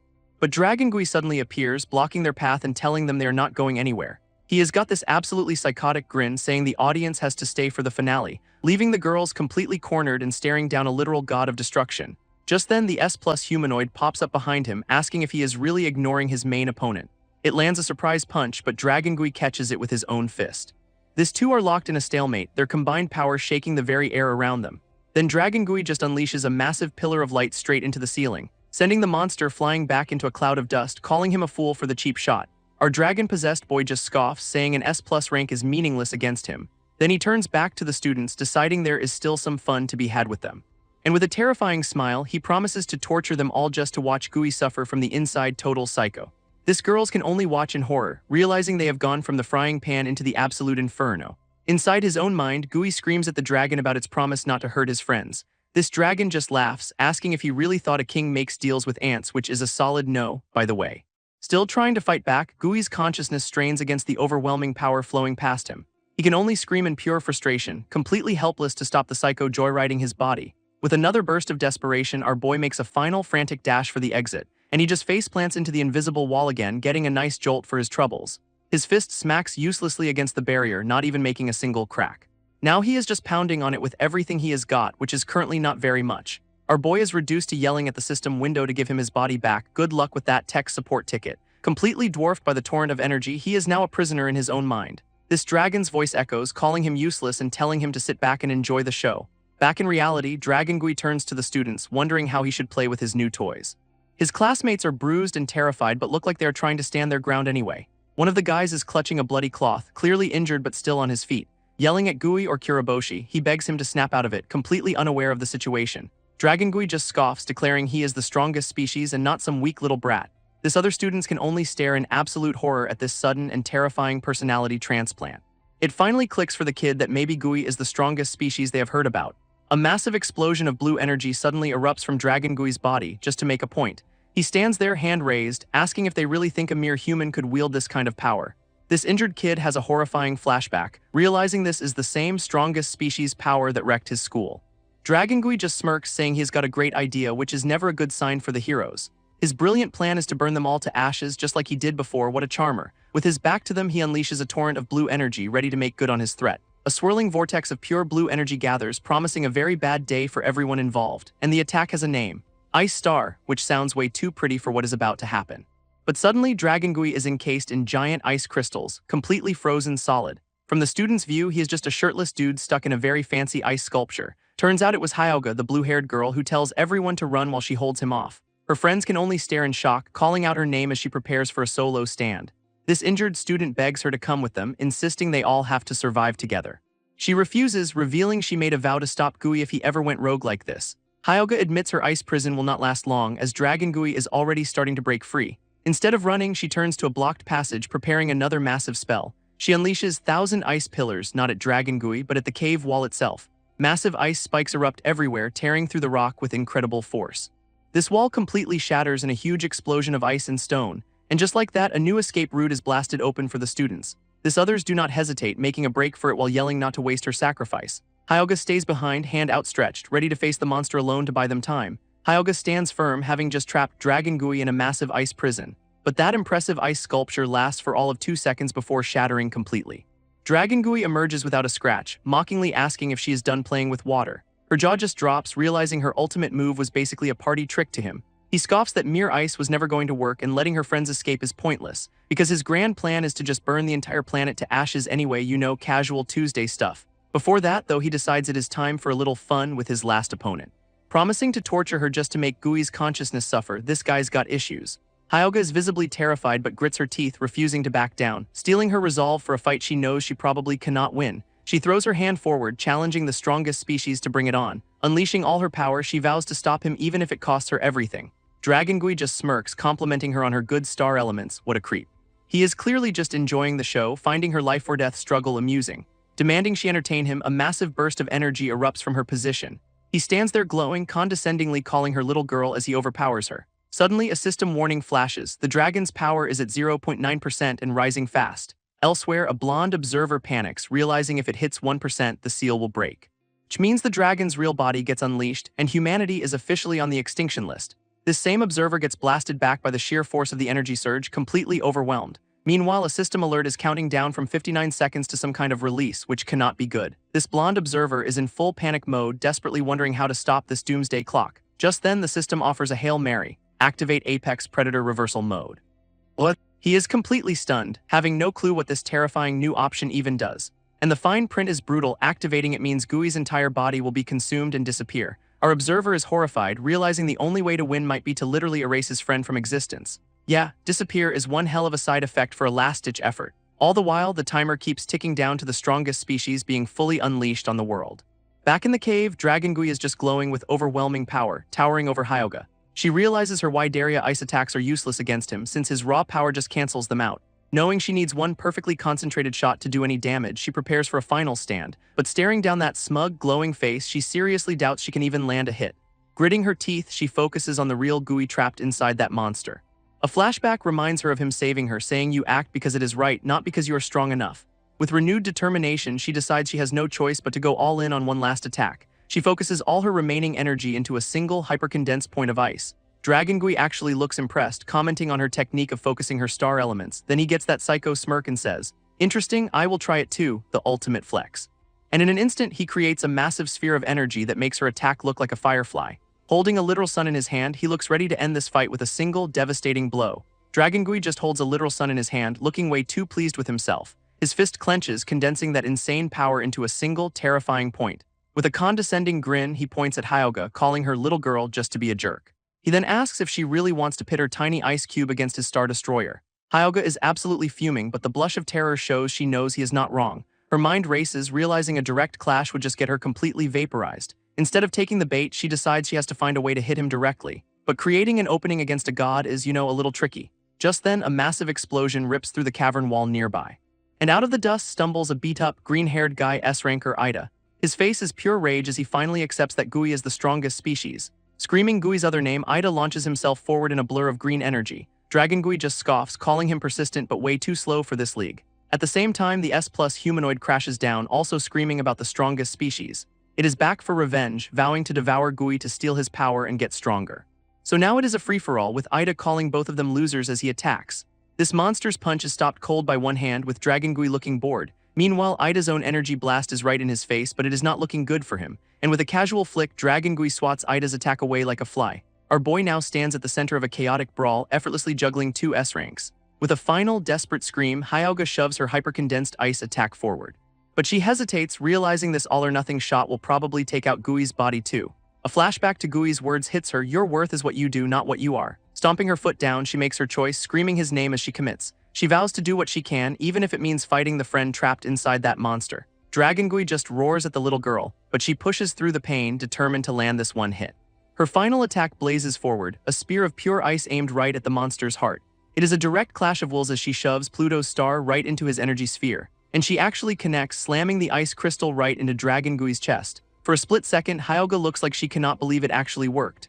Dragon Gui stumbles back, an ice shard sticking out of him, looking more annoyed than hurt. Then a severed arm goes flying, still clutching that massive ball of energy. Wait, whose arm is that? That detached limb becomes the center of a swirling vortex of pure destructive power. Below, Ida can only stare up as the energy bomb is about to go off right on top of them. He braces for impact, the raw power of the blast washing over his battered body. This entire cavern erupts in a massive explosion, threatening to bring the whole place down. Ida looks up in horror, realizing the cave is about to collapse on all of them. Dragon Gui just smirks through it all, casually noting she aimed for his heart. He is actually impressed her attack is strong enough to suppress his own star elements. With a psycho grin, he compliments her good ability before calling her little girl again. What a tool. Hyuga is floored, finally understanding the sheer power of humanity's so-called strongest. Dragon Gui just smirks back, adding a little however just to rub salt in the wound. This ice shard in his chest is already being pushed out by his overwhelming energy. In an instant, his arm is completely regenerated, now sporting some brand new monster claws. He then mocks her, saying if she was 1 second faster, she might have actually stopped him. What a jerk. His entire body is now crackling with an even greater, more terrifying power. With a demonic grin, he announces it is finally time for the release everyone's been dreading. All Hyuga can do is stare in absolute horror, completely out of tricks and out of time. Elsewhere, the blonde observer is still agonizing over the Apex Predator reversal mode. That doomsday clock keeps ticking down, now under 50 seconds until the world ends. He knows activating this mode will erase the strongest species, but it'll take Gui with it. A brief flashback shows his motivation, a sick mother in a hospital bed. This system then throws a twisted moral choice at him, showing the people who will die if he fails. Gritting his teeth, he realizes that at this rate, his hesitation will get everyone killed anyway. Another memory surfaces, this one of a woman telling Gui his worth is defined by what he does for others. Our observer is sweating bullets, caught between saving the world and sacrificing his friend. But then a calm, determined smile spreads across his face. The decision is made. Vowing to do what he can, his hand moves toward the activation prompt for the reversal mode. With his mind made up, he presses the button, unleashing the ultimate terrible gambit. Stepping back from the screen, he can only watch as the irreversible process begins. Back in the cave, Dragon Gui's body erupts with that final, terrifying surge of power. With a demonic grin, he announces the release is finally happening, the world-ending one. He floats high above the cavern floor, a newly minted god looking down on his last two victims. All Hyuga can do is stare up in absolute horror, completely out of options and out of time. But he pauses, wondering why the ice in his heart is keeping his body from fully transforming. Then a wicked smile spreads across his face, clearly enjoying this tiny little roadblock to Armageddon. Declaring himself the strongest species, he boasts that absolutely no one can stop him now. His entire form crackles with raw energy, looking more like a true dragon than ever before. Promising to end this game with humanity, he is ready to regain his original form and burn the planet. He then points down at the two S-rankers, deciding they will be the first to get vaporized. Hyuga and Ida can only stand there, battered and bruised, staring up at their executioner. In a moment of twisted respect, he promises to make their deaths instant. What a nice guy. Hyuga finally breaks, admitting there is absolutely nothing more they can do to fight him. With a final, smug farewell, he conjures another one of his signature sons to end it all. But just as he is about to attack, a strange purple vortex erupts right out of his chest. He looks down in total shock, realizing a literal hole has just been punched through his body. Then a second one opens up, and the invincible monster actually starts screaming in pain. His eyes go wide with terror, recognizing this bizarre power from some other time. Screaming its name, he finally understands the Apex Predator reversal mode has been activated. Meanwhile, Hyuga and Ida just watch, having absolutely no clue what is happening anymore. In a split second, Ida's hand shoots out, grabbing Hyuga to pull her from the blast zone. He just throws her over his shoulder, completely ignoring her protests about what he is doing. Announcing a tactical retreat, he explains it is way faster if he just carries her out of there. With a final hold on, he kicks it into high gear, rocketing away in a blur of green energy. This two of them become a single streak, booking it through the collapsing cavern at top speed. He grimly admits that for now, running away is literally the only thing they can do. His logic is simple. The official plan is for all 10 S-rankers to gang up on the strongest species. Hyuga finally gets it, realizing the two of them alone never stood a chance to begin with. After finding a relatively safe spot, he finally sets her back down on her feet. She quickly thanks him for the rescue, insisting she can walk on her own now. He cannot resist a little jab, noting she looks slightly less of a mess than during the selection exam. But her focus is already back on the mission, vowing to stop Gui before he destroys humanity. As she asks him to wait, the cave ceiling continues to rain down rocks and debris. Back at Ground Zero, Dragon Gui is just screaming as the reversal mode continues to tear him apart. He is absolutely livid, realizing the apex predator's power has returned just as he was about to win. Even with literal holes punched through his body, he is somehow still floating there, looking defiant. Then a slow, psychotic grin spreads across his face. He actually finds this whole thing amusing. Declaring himself the king, he challenges whatever is attacking him to a true apex predator showdown. In a moment of horrifying realization, he screams that this is Kuriboshi Gui's own ability, and his own power surges to counteract it, trying to plug the holes from the inside out. Dragon Gui just flexes, his own power surging to fight back against whatever's trying to unexist him. With a psycho grin, he taunts his unseen foe, saying he will just regenerate from the damage. That purple energy keeps trying to delete him, but he is fighting it with his own power. Screaming his head off, he declares it is a game to see which one of them disappears first. So he just starts creating a mini-sun inside the hole to fight it from the inside out. More and more of these purple vortexes are ripping through his body, but the guy is still standing. His entire form erupts in a massive flare of cyan light, trying to overpower the reversal mode. Even as another hole opens up, he is just gritting his teeth, refusing to go down. Then comes the smug grin. He claims he has eaten this power before and can totally handle it. Laughing like a complete maniac, he declares this match is already his victory, which seems optimistic. This universe disagrees, sending a whole barrage of purple energy spears right through him. Suddenly, the scene shifts to some kind of void, with Dragon Gui facing a glowing blonde dude. This new guy is also sporting some fresh holes, noting that the release has finally stopped. Our boy is now in his full, terrifying dragon form, ready for whatever this is, but the purple energy beam just follows him, slamming right into the dragon's chest. This strongest species actually roars in pain, admitting the wound is getting worse. Uh-oh. This blonde observer just floats there, calmly asking Kid if he is feeling the same pain. Dragon Gui can only stare, wondering what this power is as the observer mentions the apex predator. With a tired smile, the observer basically says who knows, but this is the end for both of them. This dragon just snarls, clearly not a fan of the whole mutual destruction plan. Dragon Gui clutches his chest, finally experiencing pain and finding it deeply unpleasant. This blonde observer floats there, casually asking if this is the dragon's first time feeling anything. And the monster boasts that literally nothing has ever hurt him before. Talk about a fragile ego. Right on cue, another blast of that purple reversal energy slams right into his chest, tearing through his body as he lets out a genuine scream of agony for the first time. He is just gritting his teeth, completely overwhelmed by a sensation he cannot just regenerate away. In a shocking moment of clarity, he realizes this is what weak humans feel and just gives up. Our blonde observer just gives a knowing smile like he was expecting this all along, declaring that in a battle of will, he will never lose if it means protecting everyone else. Dragon Gui seems to actually process this, looking down for a moment in thought, before admitting that this will is actually something special, a rare compliment. He finally says the name Kuriboshi Gui, and the observer looks genuinely surprised to be recognized. That surprise quickly morphs into a confident, almost cocky grin, who then smugly says it took him long enough to realize who the real strongest species is. Oh, Dragon Gui does not like that one bit, his face twisting in pure rage, as the void around them fills with dozens of those purple deletion vortexes, which all converge on the dragon at once in a final, overwhelming barrage of power.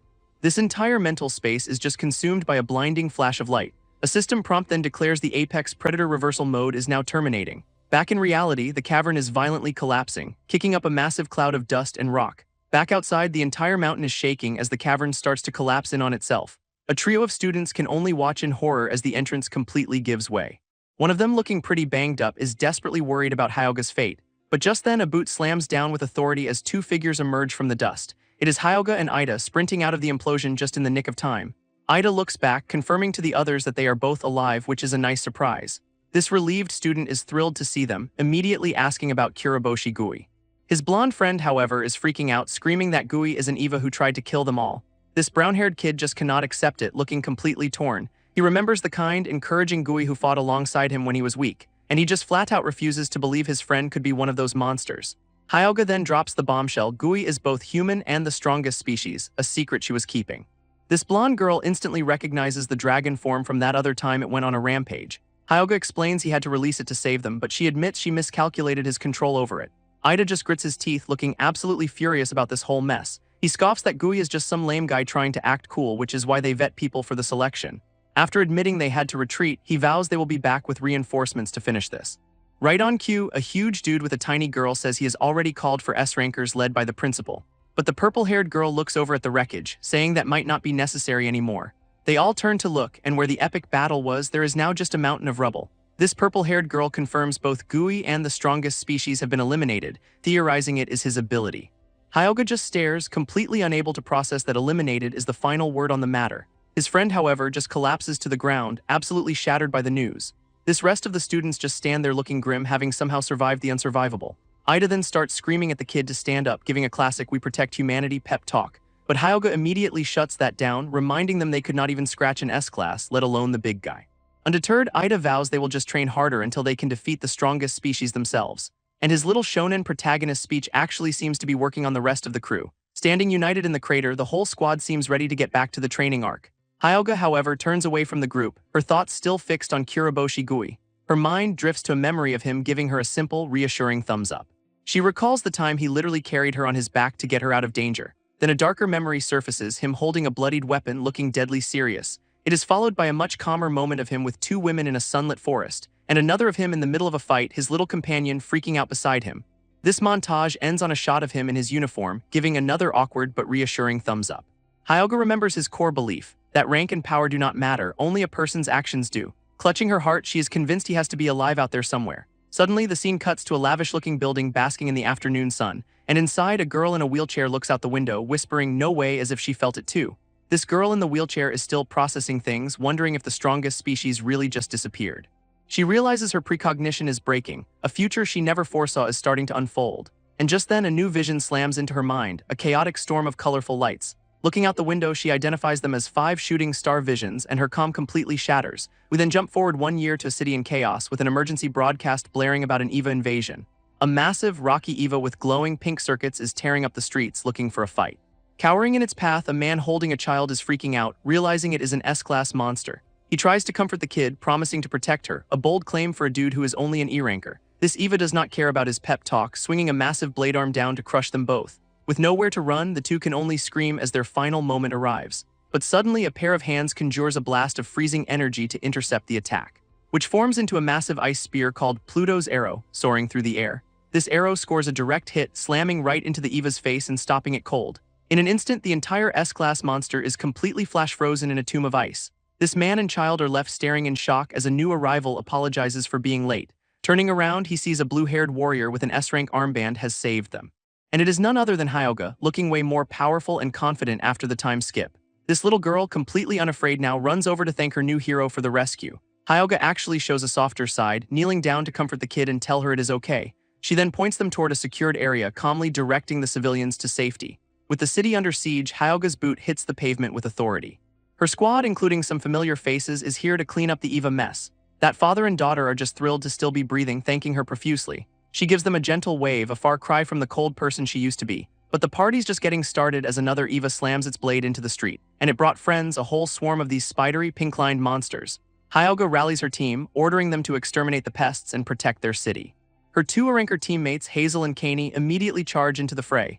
Kaney starts gathering some kind of gross, shadowy gunk for an attack, unleashing his black bubble bullet, which sounds way less threatening than it looks. It scores a direct hit, causing a decent bit of damage to one of the EVAs, which only seems to annoy the 2 giant ones now towering over him, so much for that. Meanwhile, Hazel is winding up for a punch, screaming her lungs out for extra power. She unleashes an explosive, penetrating strike, because subtlety is for other people. Under Hyoga's command, the squad coordinates their attacks to push the EVAs back. Soon enough, they are standing before the last of the monsters, now a frozen lawn ornament. Hyoga immediately gets on the comms to report back to headquarters, confirming that District 67 is clear and all EVA threats have been neutralized. With the job done, HQ tells them to head back to base immediately. And Kaney just breaks down crying, admitting how terrifying that was. Our brave warrior, everyone. Hazel is genuinely surprised that Kaney got strong enough to restrain an S-class monster in one shot. He credits Ida's hardcore training, while Hazel admits her own S-ranker mentor put them through hell. Kaney then gets this super shady grin, teasing that there is more to the story. But it is just him vowing to never feel that powerless frustration from a year ago ever again. This mention of their past failure gets Hazel all riled up about Kuriboshi Gui always trying to act cool. Hyoga actually agrees, adding that he tries way too hard to be the lone hero. With a small smile, she says she expects him to just pop up randomly one day, so they better be ready. She then orders the team to get to work turning the neutralized EVAs into element stones. Hazel immediately volunteers to blast them apart, and Kaney has to point out they'd get vaporized too. Great plan. For a moment, Hyuga just stands on the rubble, surveying the quiet aftermath of the battle. A quick infodump reveals that since the strongest species appeared, EVA activity has intensified, but humanity has been leveling up thanks to intense training from all the S-rankers. They have also developed new gear from element stones, allowing them to track the monsters. All these advancements have finally let humanity launch a massive counteroffensive. Back in the present, Hyuga looks at her team and thinks they are doing pretty well so far. Her mind then turns to the grim prophecy that 5 more strongest species are due to arrive this year. Suddenly, an emergency channel opens up on Hazel's comms from another S-ranker. This alert is about the operation to liberate District 1, which just got underway. And apparently it is already over, with a joint S-ranker team having completely crushed the EVAs. Hazel and Kaney are just stunned they finished the mission half a day ahead of schedule. S-rankers do not mess around. A silver-haired S-ranker announces they are starting city reconstruction early, looking pretty pleased with himself. We get a full lineup of humanity's top S-rankers, all striking a pose like they are on a recruitment poster. This pink-haired girl is hyped, celebrating their big win in retaking the strategic District 1. Her red-headed teammate, ranked 6th, is just pissed off about the EVAs trashing their planet. This masked 4th ranker just calmly vows to kill all the EVAs, a man of few very edgy words. Then the 8th ranked kid strikes a dramatic pose, promising they can totally eradicate the monsters. Their leader, the 2nd ranked Sikiyuzan, vows to wipe out the vermin without getting complacent. With a collective yeah, the newly liberated city stands tall and completely monster-free. But one of the girls feels a sudden chill, wondering if things are going a little asterisk too well. This scene then cuts to a flag waving against the sky, signaling a major tone shift. It is flying over a memorial stone for the 8th Special Forces, so much for that victory party. And look who is standing there, our boy Ida, who is somehow now humanity's 1 S-ranker. He is addressing the entire student body of Hachai School, all gathered in a courtyard. Ida's big speech marks the 1-year anniversary of the attack that killed 58 of their own. He credits Kuriboshi Gui with sealing the strongest species, as Hyuga listens from the crowd. This official story is that Gui also disappeared along with the monster to stop its rampage for good. Standing before the memorial, Ida calls on everyone to renew their vow to protect humanity for the fallen. Some of the students are getting emotional during the moment of silence for their lost friends. Hyuga, however, just clutches her heart, still certain that Kuriboshi is alive somewhere. Even his old friends are there, quietly paying their respects to the guy they once called a monster. Ida finishes his big memorial speech, boasting that they are all strong enough to one-shot a class EVAs now. But then he drops the bad news. A prophecy says 5 more strongest species are coming this year. So to face this new apocalypse, everyone just has to train even harder, obviously. He announces that all S-rankers will now personally conduct special training for the Hatch students, and the entire student body just goes absolutely wild, completely buying into the hype. One of the students is all fired up, ready for the training arc to begin, when a voice from the crowd casually asks what kind of event this is. This student turns around, his face a perfect picture of "I have just seen a ghost." Because it is Kuriboshi Gui, wondering if he is famous while the kid stammers about him being dead. A blue-haired girl immediately tackles him in a hug, screaming that he is alive after all, and Gui is just standing there sweating, completely blanking on who this is for a second. She is just a mess of happy tears, so relieved that he actually made it back. He gives her a gentle smile, thanking her for trying to save him back then.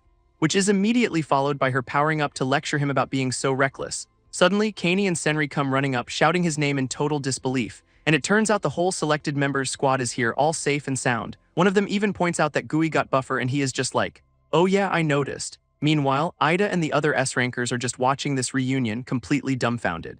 Kaney is still trying to process it, insisting she saw him disappear with her own eyes. And there is his little monster buddy telling Gui to stop dawdling and get on with it. Hyuga just stares at the little white fluffball, completely confused about what this strange creature is. To Gui's surprise, she can actually see his little monster buddy, who is now hiding behind him. Meanwhile, Hazel is having a full-on meltdown, wondering why any of this is happening. And yeah, that little guy is the soul of the strongest species, now with a physical body for some reason. Suddenly, streaks of green energy flash across the courtyard as someone makes a move. And it is Ida, humanity's 1 S-ranker, who just grabbed our boy by the throat. This masked S-ranker dramatically vows to kill all EVAs, terrifying the little monster half to death. In a flash, the entire S-ranker squad surrounds Gui, looking ready for a fight. Hazel immediately realizes she has made a huge mistake getting the S-rankers involved. Ida threatens to take his head off if he moves, demanding he answer some questions. He starts grilling Gui, asking why he is with a talking EVA that is supposed to be the strongest species. This threat is clear. Depending on his answer, the S-rankers might just kill them both right here. Hyuga is just stunned, realizing a whole year has passed since she last saw him. Through the chokehold, Gui explains he only became aware of the time skip 3 days ago. Apparently, he was collapsed in a cave right alongside the humanoid monster he sealed. This masked S-ranker seems shocked that other people can even perceive the little creature now. Gui admits he does not know why he is alive. He just went home and then came to school. Hazel just watches on, sweating nervously as this whole reunion goes completely off the rails. Using some kind of celestial observation power, Ida confirms that this is, in fact, Kuriboshi Gui. There's just one little catch, however, his star element level is a big fat 0. Ida adds that the little monster is also level 0, which offends the creature greatly. Do not you dare lump him in with the weakling. A green-haired S-ranker named Raisin smirks at the unranked duo, clearly not impressed. Ida just stares daggers, still processing this absolutely wild turn of events. But the 8th ranked kid pipes up, arguing that rank does not matter when you are a walking apocalypse. He reminds everyone how the strongest species killed 58 students and nearly wiped them all out. And even though Gui was a hero back then, bringing the monster back changes the entire equation. This kid points right at Gui, declaring the only option is to kill them both if there is any risk. So much for a warm welcome. Kuriboshi Gui just gives him this dead-eyed stare, completely unbothered by the death threat. All the S-rankers are on high alert, their armbands a clear sign of the authority they are about to flex. With a chilling smile, Gui just asks, "Kill me," like he is being offered a cup of tea. Then he challenges the entire S-ranker squad to try it if they think they can. Our boy's got a death wish. Hyoga is completely stunned, feeling his entire aura shift into something terrifying. His presence suddenly feels exactly like the strongest species he supposedly sealed. Uh-oh. And then he snaps out of it, looking confused and asking if he just said something weird out loud. Gui immediately starts waving his hands, trying to take it all back. "Never mind, please do not kill me." He quickly tries to prove he is just a normal human, promising he is not a threat anymore. Holding up his hand, he begs them to just look at the proof he is offering. Hyoga's eyes go wide, absolutely shocked by what she sees on his hand. She realizes the black hole that was once there has completely vanished and his aura is normal again. And Gui confirms it, his sealing ability is gone, leaving him totally powerless. Gui confirms that yeah, this little fluffball is definitely the strongest species. But he promises the tiny apocalypse beast is no longer dangerous, who looks very pouty about it. This green-haired S-ranker Raisin is not convinced, demanding some actual proof. And Gui's big defense is basically, "I have no proof, just a really good feeling." A truly airtight argument. A quick flashback shows the monster's terrifying true form, acknowledging Gui as something special. With a blindingly innocent smile, he just insists that his little buddy is totally fine now. This gets the monster all flustered, sprouting tiny devil wings in embarrassment, so not threatening at all. Suddenly, a massive blast of yellow energy erupts out of nowhere. This other S-rankers are completely caught off guard by the sudden attack, because the 8th ranked kid Akira decides he has heard enough and is just gonna kill the monster himself. Raisin tries to stop him, but Gui just looks on, completely blindsided by the kid's lack of chill. Akira screams they're facing 5 more of these things and cannot risk having a traitor in their midst. He then launches himself forward in a streak of lightning as Gui tries to talk him down, but our boy dodges the attack with impossible speed, letting it slam into the ground. In an instant, Akira is right back in his face, screaming for him to die, and a massive explosion engulfs Gui and everyone standing near him. Hyoga screams for him to run, absolutely terrified that he is about to be killed. This other S-rankers just watch in shock, realizing he just dodged their fastest member. Even Gui is confused, wondering how his body just moved on its own like that. Akira closes in again, furious he dodged, while Gui begs him to just listen for a moment. Gui is totally confused, wondering what is happening to his body, because to him the S-ranker's attack looks like it is moving in slow motion, and he just casually sidesteps a lightning-fast chop that should have killed him. This other S-rankers note that he dodged an electric scalpel, a move he should not be able to survive. So Akira just gets angrier, unleashing a full-on thunder roar electric shock attack. But Gui's body is just moving on its own, seeing every single electric arc perfectly. Hyoga is absolutely floored, watching him dodge every single one of the S-ranker's attacks. She cannot figure out how the supposedly powerless Gui is pulling this off. Meanwhile, his little monster buddy just puffs out his chest, thinking just as I planned. Even Gui is weirded out, thinking this should feel a lot more dangerous than it does. Akira just keeps screaming about damn Evas, completely losing his cool. And then Gui gets this terrifying grin, thinking this is actually kind of fun, so much for being harmless. In the next instant, he catches Akira's electrified fist like it is nothing. He notes the electricity just stings a bit while Akira struggles to get free. With that same creepy smile, he tells the S-ranker to stop struggling. He insists he does not want to fight while crushing the kid's wrist, a very mixed message. Akira is completely stunned, unable to believe he is being held so easily. Suddenly, a pair of glowing cyan eyes appear in Akira's mind, and he is face to face with the terrifying true form of the strongest species. This mental shock sends him collapsing to the ground, screaming in absolute terror. Gui just stands there, totally baffled, as Akira trembles on the ground asking what happened. This other S-rankers are completely lost, pointing out that all he did was grab the kid's arm. His little monster buddy chimes in, saying he had a feeling this would happen. Turns out their souls and bodies have somehow got all mixed up together. A piece of the monster's soul is now in Gui, and a piece of Gui's is in the monster. Gui is just trying to process this absolutely insane piece of information. And the little guy drops the bombshell: our boy is basically a strongest species now. This news is received with the appropriate level of existential screaming, because forget gaining trust, he is now officially on humanity's most wanted list. This tiny apocalypse beast just confirms it again, calling him a strongest species by name. At that moment, Ida and the S-rankers surround him, declaring him a threat to be restrained. Our boy looks completely cornered, the situation spiraling out of control yet again. Suddenly, a voice calls for them to wait as a wheelchair rolls into view. Ida turns, annoyed at the interruption during such a critical moment for humanity's survival. His annoyance turns to pure shock as he recognizes the person in the chair. Because it is the Foreseer, a girl named Unagi Banri in a wheelchair. She immediately vouches for Gui, insisting he is not an enemy and telling them to stand down. Senri, completely out of the loop, just asks who this new S-ranker is. And Hazel, the eye-patch S-ranker, cheerfully announces that is her twin sister. Gui is just floored by this revelation since he thought Senri was an only child, plot twist for everyone. Hazel explains the twins' power combo. She sees the present while her sister Banri sees the future. Because Banri foresaw the first apocalypse beast, they have been treated as national treasures since childhood. But her own precognition is spotty, which is why she completely missed the monster that ate Gui. She also missed the 5 other city-wrecking monsters that showed up but just got a new vision. Hyuga and the red-haired S-ranker are completely stunned by this sudden, terrifying info dump, and that vision was of Gui looking like his old self fighting one of the strongest species. Raisin, the green-haired S-ranker, seems deeply unimpressed by this new prediction. Turns out their powers sync up. When Hazel saw Gui in the present, Banri glimpsed the future. Banri calmly addresses the squad, acknowledging their totally valid concern that Gui is a walking doomsday event. But she declares this human-monster hybrid is actually the key to humanity's survival. Our boy just timidly raises his hand, completely lost in this debate about his own existence. He asks the million-dollar question, what even is a strongest species and why is everyone freaking out? So Banri decides it is time for a quick Apocalypse 101 lesson, starting from the top. A handy chart explains the power levels. An S-ranker can solo an S-class EVA no problem. Then you have got the S-plus class EVAs, which require a whole team of S-rankers just to fight. And at the top of the food chain are the strongest species, where victory is a big fat question mark. His little monster buddy just puffs out his chest, looking way too proud of his terrifying power level. A flashback reveals the first attack 10 years ago wiped out 9 S-rankers in one go. On top of that, over 100 A-rankers died, proving a single beast can push humanity to extinction. Which is exactly why they need Gui, the one guy who is a mix of both human and monster. And right on cue, some other S-ranker's wrist device starts blaring with a special alert. Because a massive red beam of pure destruction is currently slicing down from the sky. This blast absolutely obliterates a city district in a blinding flash of light.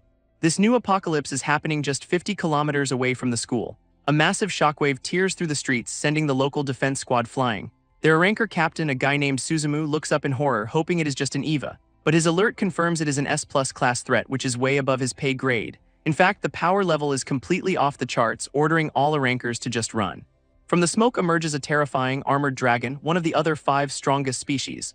Suzumu can barely process it, realizing he is staring down a legendary dragon-type monster. With a deafening roar, the beast slams its head into the pavement, shattering the ground. It glares down at the tiny humans, looking extremely ready for a snack. His subordinates are screaming for their captain, completely frozen in absolute terror. They finally get the memo and start shouting for a full evacuation. A little late for that, guys. Suddenly, one of the soldiers hears a strange noise coming from the monster itself. A bright light starts glowing intensely along the dragon's armored spine. Then a massive beam of energy erupts from its back, shooting straight up into the sky. But the beam seems to coalesce right on top of the dragon's head, forming a person.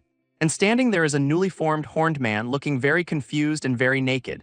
He touches his throat, struggling to speak, as if he has just been born into this world. This ranker captain just gawks, asking why his own captain Yashino is emerging from a city-destroying monster. This monster wearing Yashino's face is just getting used to his new body, looking pretty pleased with himself.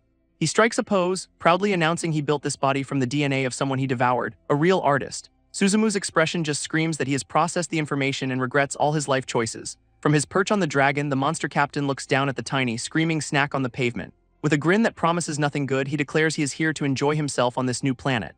This dragon's eye glows ominously as the monster clarifies what fun means to him. And that fun is native species hunting, as he launches himself directly at Suzumu in a blur. In a flash, he has got the captain by the throat, cheerfully announcing his plan to hunt the other strongest species.